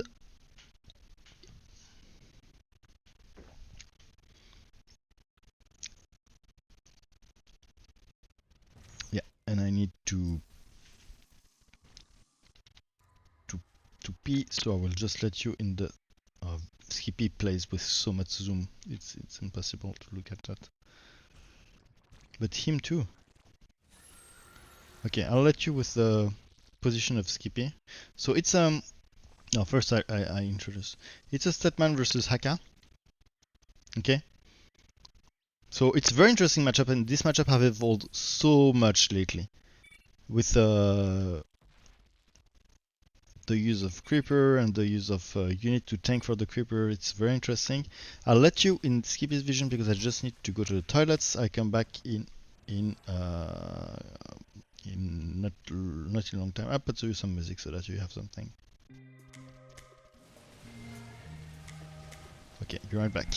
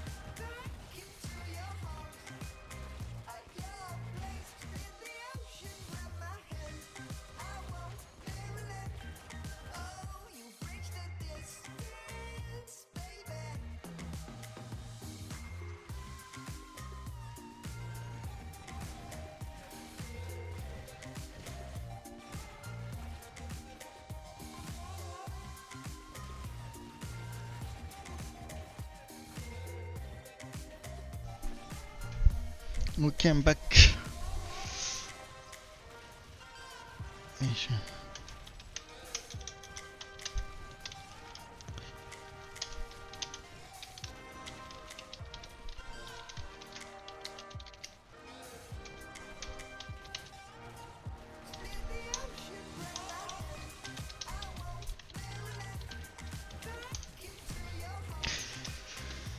Okay, so what do we have here? So we have.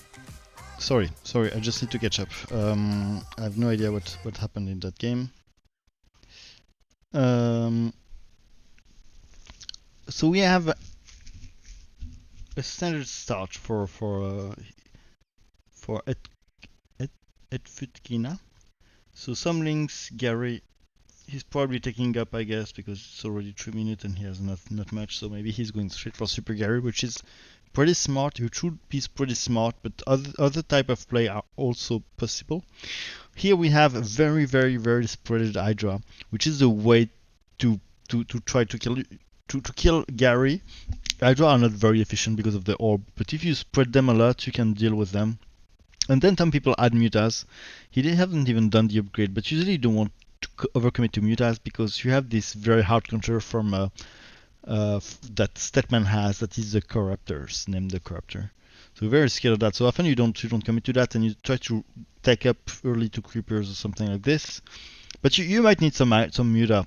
Some people do more than others, and they are viable up to a certain point. You just at some point, if there is a critical mass of his characters become too good, but you can do quite a bit.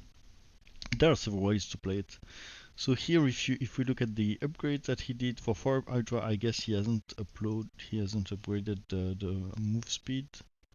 Yeah, and here he doesn't even have done the anti-air attack for the mutas. So right now, I guess the Haka is doing well. I guess because I'll probably not. Okay.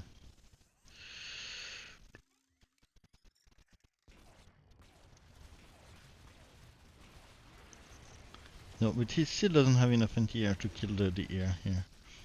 But I guess look at this, Super Gary. Okay. And he's adding mutas, still without the air attack. So he's not doing the fast lurker strategy, he's just trying to get rid of them with the Hydra and the mutas. Fire the air attack now for 3 mutas. So they will do quite some damage. But Super Gary is pretty scary for the Haka. He's pretty scary because this dude is very, very tanky. And he's adding links. Links here have a double function. They are good versus Haka himself. They occupy him, and also they feed Gary. And when he feeds Gary, the best oil activate and the attack speed increases. And now he's using the orb. Only the orb are very good versus both the Hydra and the mutas. And that's very scary for Haka. Early game is very scary for Haka. Very, very, very scary. We'll put out the upgrade tool. Okay, oh, he's done the tier 3 upgrade for the links. For me, this upgrade is controversial. I don't always do it. I never do it. I never do it for a very simple reason, is that I want the links to use their ego energy on the shield and not on the tier 3. Those two compete because both of them use an ego energy to activate. But it's fine, you can do it. I don't think it's that bad. But now Super Gary is stacking, and the Haka doesn't have the DPS to deal with it. Will he add more muta or will he go creepers? The question remains.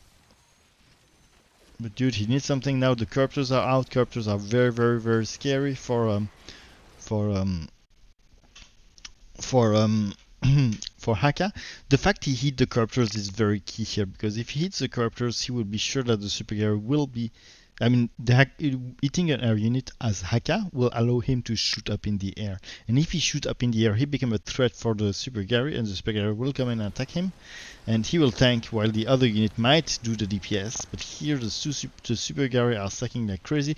This has an ability that does bonus damage versus light, so it makes it even better versus the mutas, even though it's also an air unit. And muta are good versus air unit. A fourth muta comes, so he's not taking at this point. He wants to kill the air with a muta, and early game it works up to a certain point.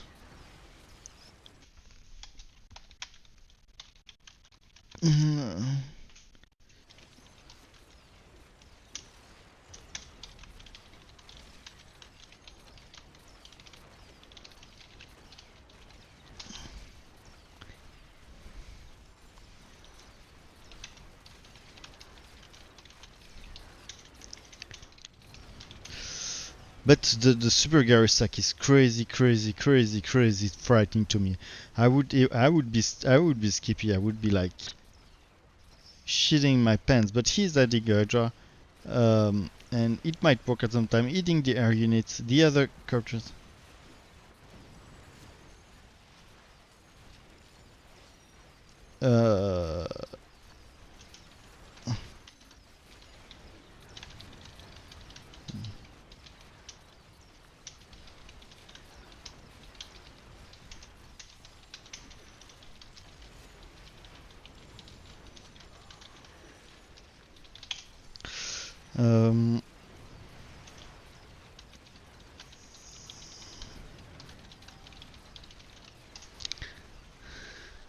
But now he's adding more and more of those sculptures. I appreciate the fact he's spreading them quite a bit. He put them in behind him on the super gear to tank for them. I usually do the opposite, but maybe he's right actually. Maybe he wants the super gear to tank while and you can appreciate that he's using the ego energy here. Okay.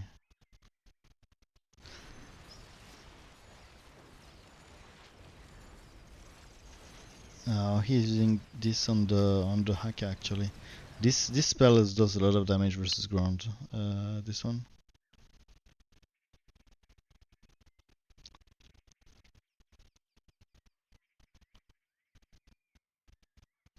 Add replay of this stream.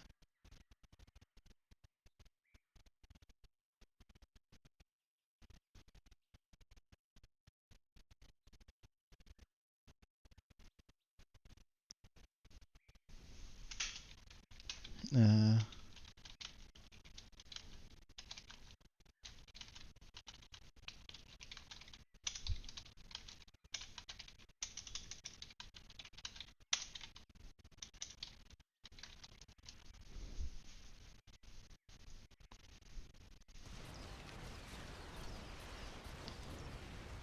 and yes, as I said, the more muta you have, the more they become kind of inefficient. You can... Okay, perfect.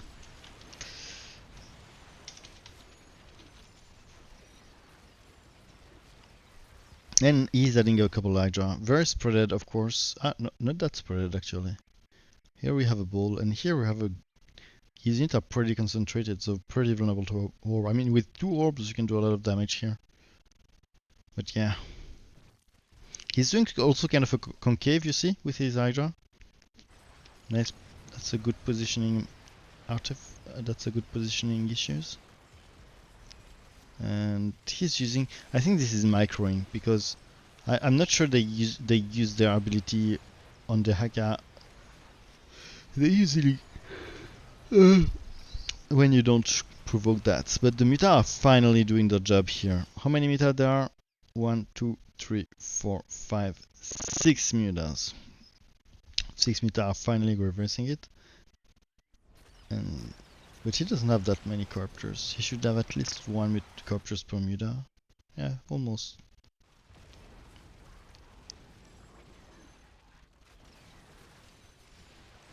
And here, deadly, deadly, deadly. He didn't use his ability, I think it was on purpose. And here he used it. Bam. So deadly. But the Muta did the damage they were expecting to do.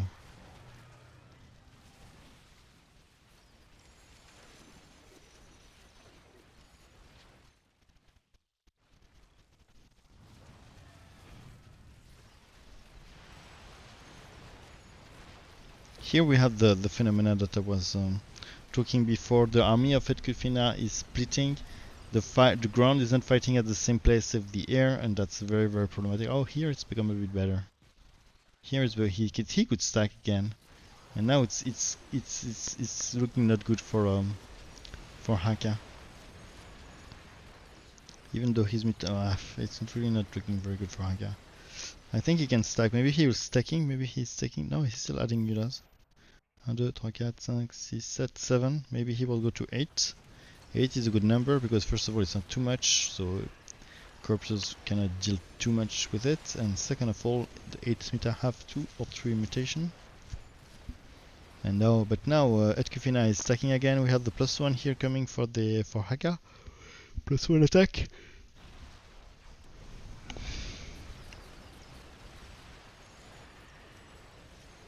And here you have a deadly amount of corruptors. I mean, he begins to have the amount of corruptors that would make every Haka unit useless. So I wouldn't have more muta. I hope he will stop soon.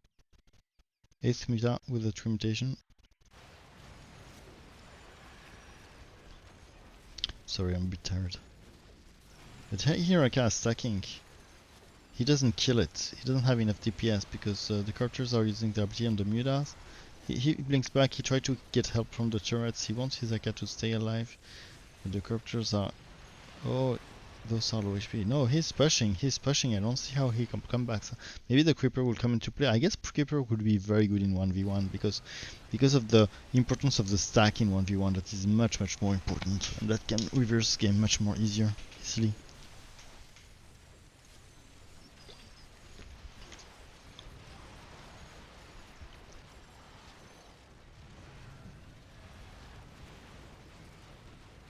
He's also adding links to feed Gary, Super Gary, links also to kill Aka.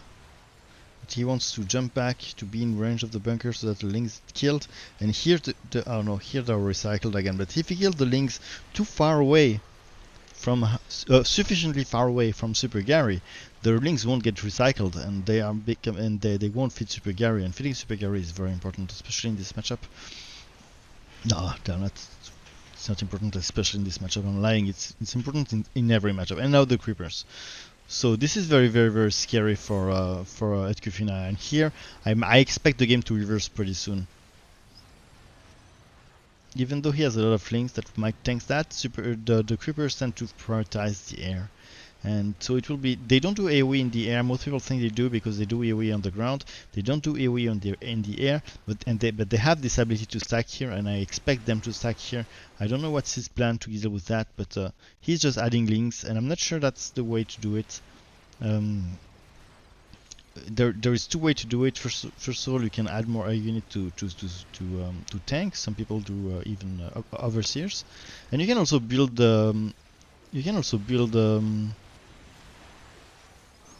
I want to ask my friend if he. I want to ask Tiamat if he ever built overseers to tank.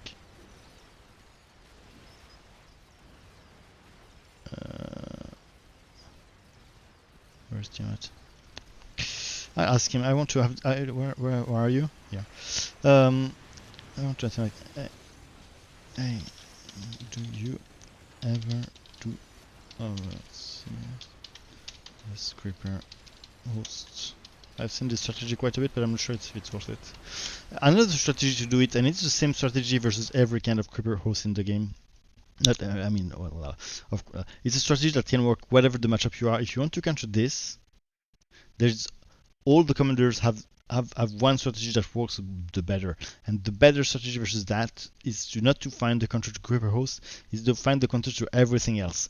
If you kill the army fast enough, you will kill the creeper host. It's as simple as that, and it's the best way, because if you do a unit that might counter the creeper host, it will not fight the creeper host.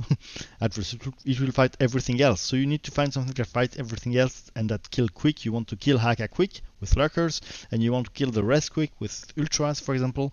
And then if you can get rid of this and copters, of course, for that, and if you can kill this army very fast, the creepers will not stack. But here at the Nexus, I'm not sure you can really prevent the stacking of creeper hosts, and in 1v1 I guess a stacking of creeper hosts can be extremely deadly. So I wonder, it's either Edkufina might kill the bunker now. Maybe he wins this game. I think he win one of the game of the series, so maybe it's this one. It's possible because he's pushing very hard. Either the creeper host will stack, and here you can see some nice pre-launch. Either the creeper host, no, he's not. It wasn't pre-launching, but in 1v1 it's harder. But those links are scary for the Nexus. These links are very scary. There's a lot of links now. I think that's what he was. That's what he's trying to do here. He's adding link. He's like, hey dude, I'm killing this game right now, right here, right now. Hey Cyrilo, I'm watching it's Skippy versus Edkufina from the 1v1 tournament. You invited me to the Discord today. I'm just commentating this game. So it's the last game from the loser bracket. I think he's adding links to just try to kill the Nexus right now, because as I explained before, links are awesome versus the Nexus. The Nexus does 70 damage. Links why did he do armor? I'm not sure. I think this I think this is a mistake, because I don't see any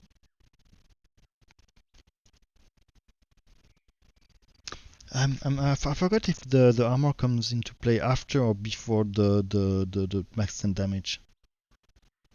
But even if it comes after, it doesn't change that much versus the units that the Haka has.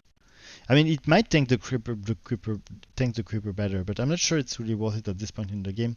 Anyway, he's adding a lot of links, and I think his plan is to kill the bunker. The bunker does 70 damage per shot. They take only 10. It means 85% of damage is wasted on the game, and that's why links are very good at killing nexuses.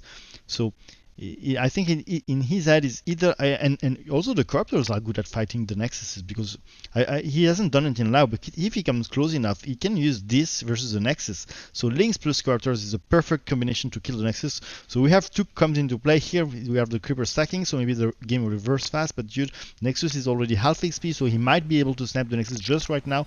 And look at the corruptors. Will they be able to use the spell? No, they won't. Links are coming. Very, very scary links. He blinks backward, he eats an air unit. The corruptors are launching their bile. The creeper are very, very, very scary here. The links come, he can protect them. The links couldn't really reach the bunker now, and the creeper stays alive. So the fact that the creeper stays alive makes me think that maybe he will be able to defend. And there is no precast, but in 1v1 it's very difficult to do it because you have a lot of things to micro anyway. And here the creepers are extremely good versus Super Gary, but dude, the links come. They couldn't reach the nexus. You want the links to reach the nexus, but at least they kill some of the creeper hosts. I don't know how they choose the target, but you do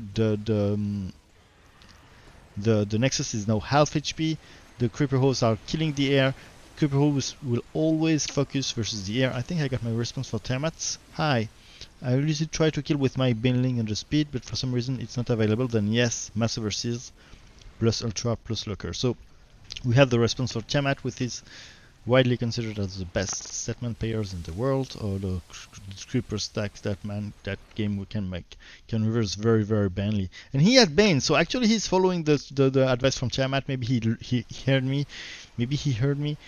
So yes, he tried to kill with my Baneling on the speed, which is something I usually don't do in that matchup, but I mean, of course Tiamat is right, but I think Baneling are very, very inefficient at killing Dehaka, especially late game. Because late game, here we are at 15 minutes and he already has, can I just click on Dehaka please? He already has 1500 HP to kill that with Baneling. It's very, very, very, very costly. 52. So we need at 10, 30. You need 30 Banelings to kill Haka. Here I don't understand why the answer of Tiamat. Why would you? I mean, with the help of lurkers, maybe it will go faster. But Banes are very inefficient are at killing the Haka. But as explained earlier, your goal is to kill the whole army very, very quick, so that you can reach the creeper very fast. That's the strategy. So Tiamat's answers, I try to kill it with my Baneling on the speed, but if for some reason it's not available, I think not possible, then yes, Mass Overseers plus Ultra Lurkers. And here the rule of the Ultra is to kill the Haka fast, the Lurker is to kill the Haka fast, and the Ultra is to kill everything else fast.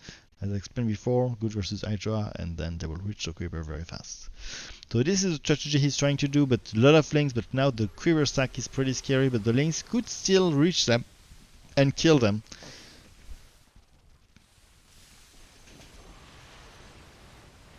The creeper stack actually is not that crazy now anymore. He has 3 creepers, and that's exactly the same number he has here. So he's not stacking anything.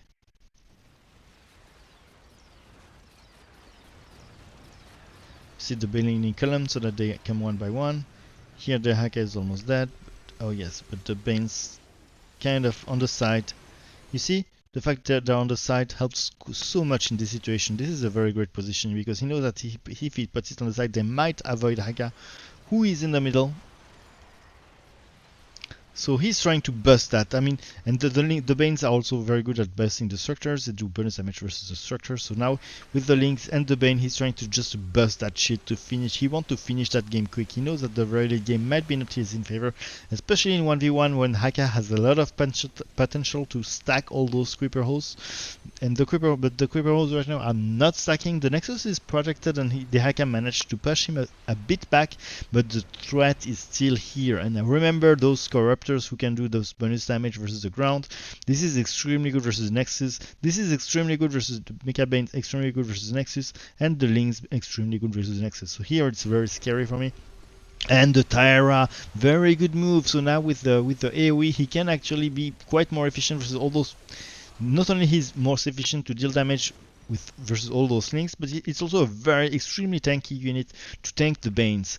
And it's the same amount of HP of the Haka right now. The first one has this the first Tyra always have this mutation, which make him even more tanky. So this is a protection move. This is a defensive move. He was trying to fight so the strategy of Skippy was first to try to stack those, and when he saw that was not possible because of the reaction of Edkufina, who was able to do a lot of bailing and his creeper was not stacking, he's like, hey, I cannot strike my creeper, I need something to protect them. So I need something to protect them. He built a unit with a lot of HP. He could also have done ultras, that would have been viable. Terra have this advantage that they could also help versus the anti-air here, and now his creeper are stacking, and that's very very scary for Kufina because he's pushing back now. He sees that his strategy is not working. He did a lot of upgrades. He invested a lot into melee upgrades, so any transition maybe a lurkers could help to kill Gary and oh wow, he could do it. He could kill the. This is a huge deal. He killed like 2 waves of stacking creepers. So now he's back with 3. So that's really the battle that is happening here now. Edkufina trying to destroy. I'll say thank you to my friend. Hey, thank you. This is really the battle that is happening here in this game right now. We are 70 minutes, and Edkufina tried to destroy the stack to avoid this very scary creeper to stack, and Skippy is trying to build unit to protect them so that he can make sure that they will be more. And maybe he will add more. No, he's still not adding more. What he'll be adding? He's maybe doing upgrades a bit. No, armor doesn't change that much. Maybe versus Lings. What is he adding? Okay, he will add a second Tyra, I think. So now his strategy is to Tyra is a very good unit in the matchup because, as I explained, he's only good versus the Lings. He's good versus the Banes, but he's also good versus the air. He can shoot the air. He can shoot at Gary, so it's very nice. Second one will come down, I guess. No. Yes, second one came down. He's much smaller because he doesn't have the huge mutation here. He has the attack speed, which is much worse in my opinion. I mean, for lurkers or units in the back, for lurkers, maybe attack speed is nice because they stay in the back and they are not here to tank, so their tankiness is not that crucial. But for Tyranosaur, the first mutation is really the best.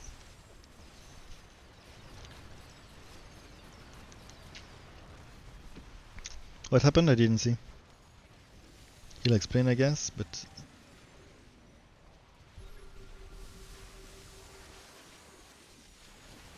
When Tyrano disappeared, I didn't see that. Do we want to figure that out? It's my last game. After I will need to go. I will maybe I'll comment the rest of the 1v1 tournament later. I feel you don't like that. Maybe I will watch it alone because I feel you don't like that. There is much less people than usual. There is less people than usual. Tell me if you want it. Tell me if you want it. Maybe I will. Oops. Maybe I will. Is this round he disappeared? Oh, he still was one. If it's interests you, I will do it again. If it's not, I will watch it alone. I want to watch it because I think I have a lot of things to learn. These are amongst the top player of the world, and I think we can learn a lot. But if you prefer watch me to play, I can do that.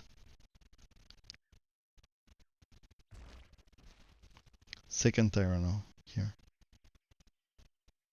He's here, the small one.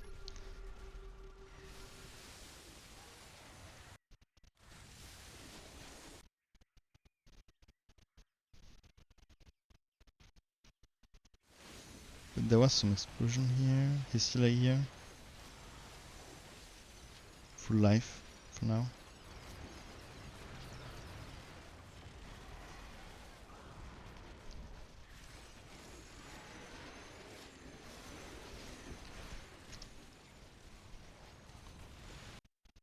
But here, where is it? Huh! He's right! Maybe he sold it without knowing.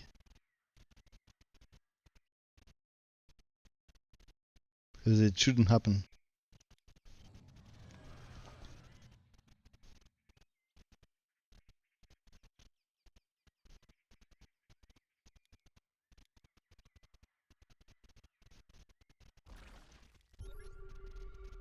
Yeah, please tell me if you want me to do this content again.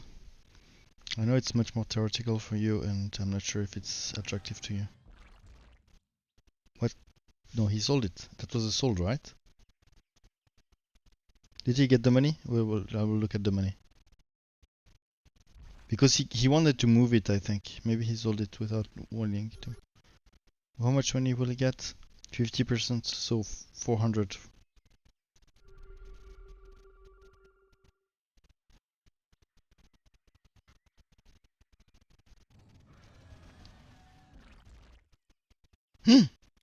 No, he didn't get any money. His Tyra disappeared. Dude, that should cancel the game. It's such a big investment. He moved it and it disappeared.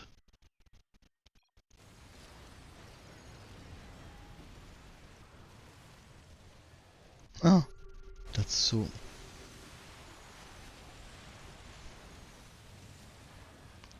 Is he online? No.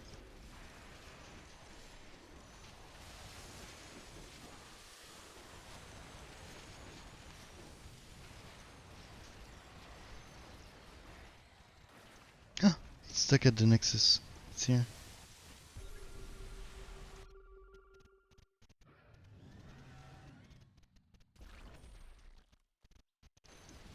Yeah, but that should cancel the game. Or did he move now? It reappeared? Did it reappear? Maybe it's not interesting for you, but I want to know what happened. If you could recover his... Okay, so now it disappeared. So, let's check what happens. It's stuck at the Nexus now. He's adding one with his own money. No, no, no! He recovered one. Now he has three. So he got one. He got one for free. But for a couple rounds he didn't have any Tyra, no. Now he's saving for one. He's saving. Saving. Saving.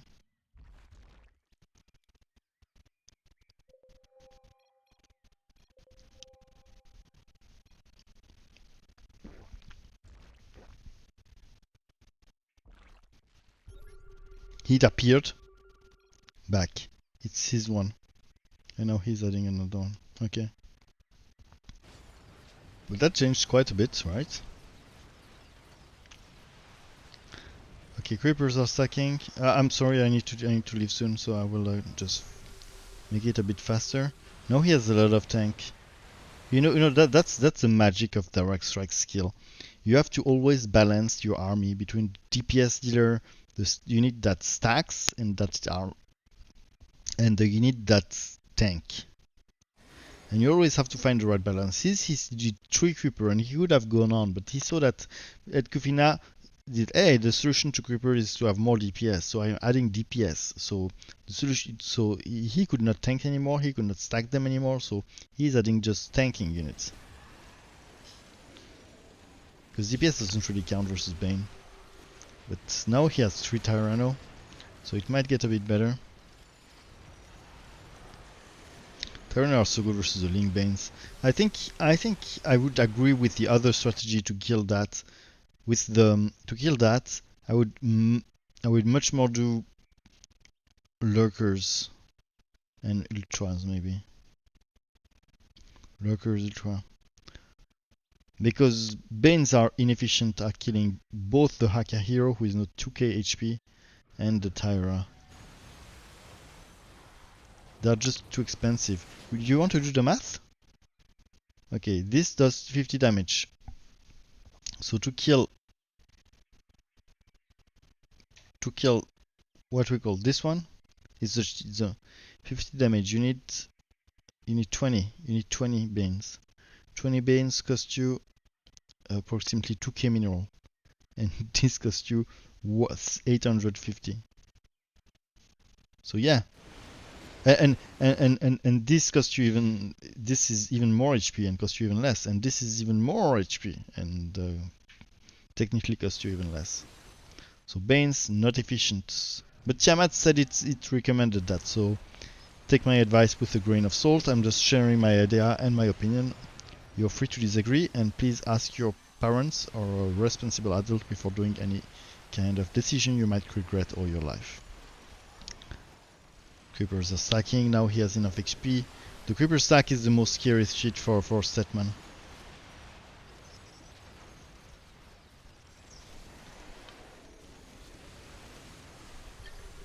But I will ask Tiamat because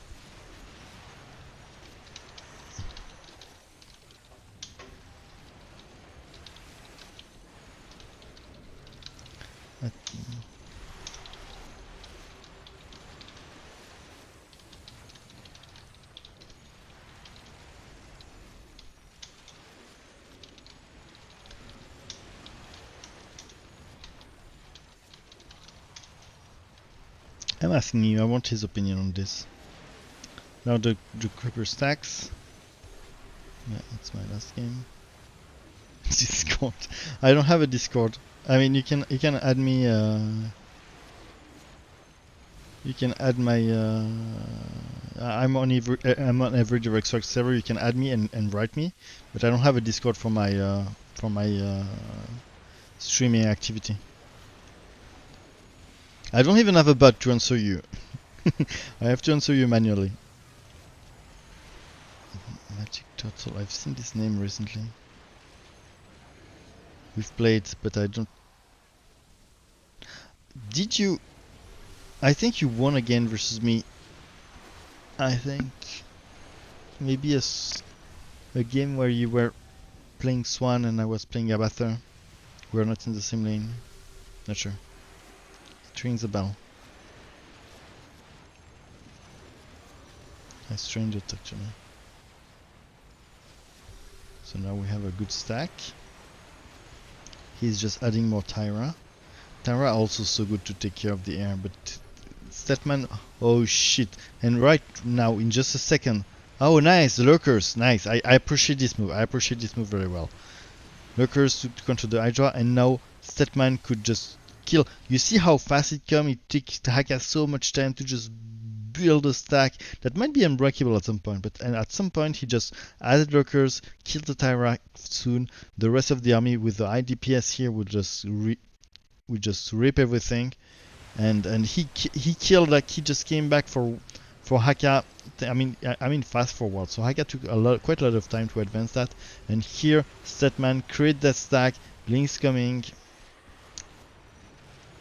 This is still not reaching the bunker, but at this point in the game, at 26 minutes plus with this amount of links, Nexus can go down extremely quick, especially for Statman.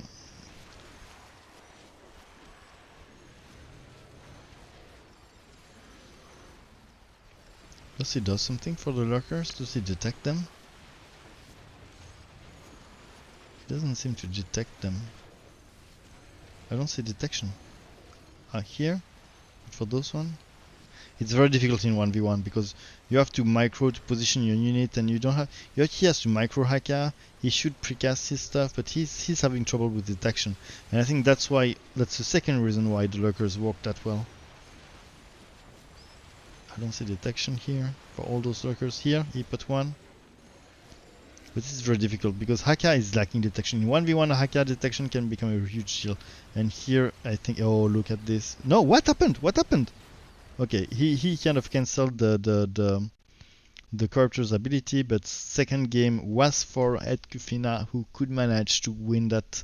And congratulations to him, because that was very, very, very well played.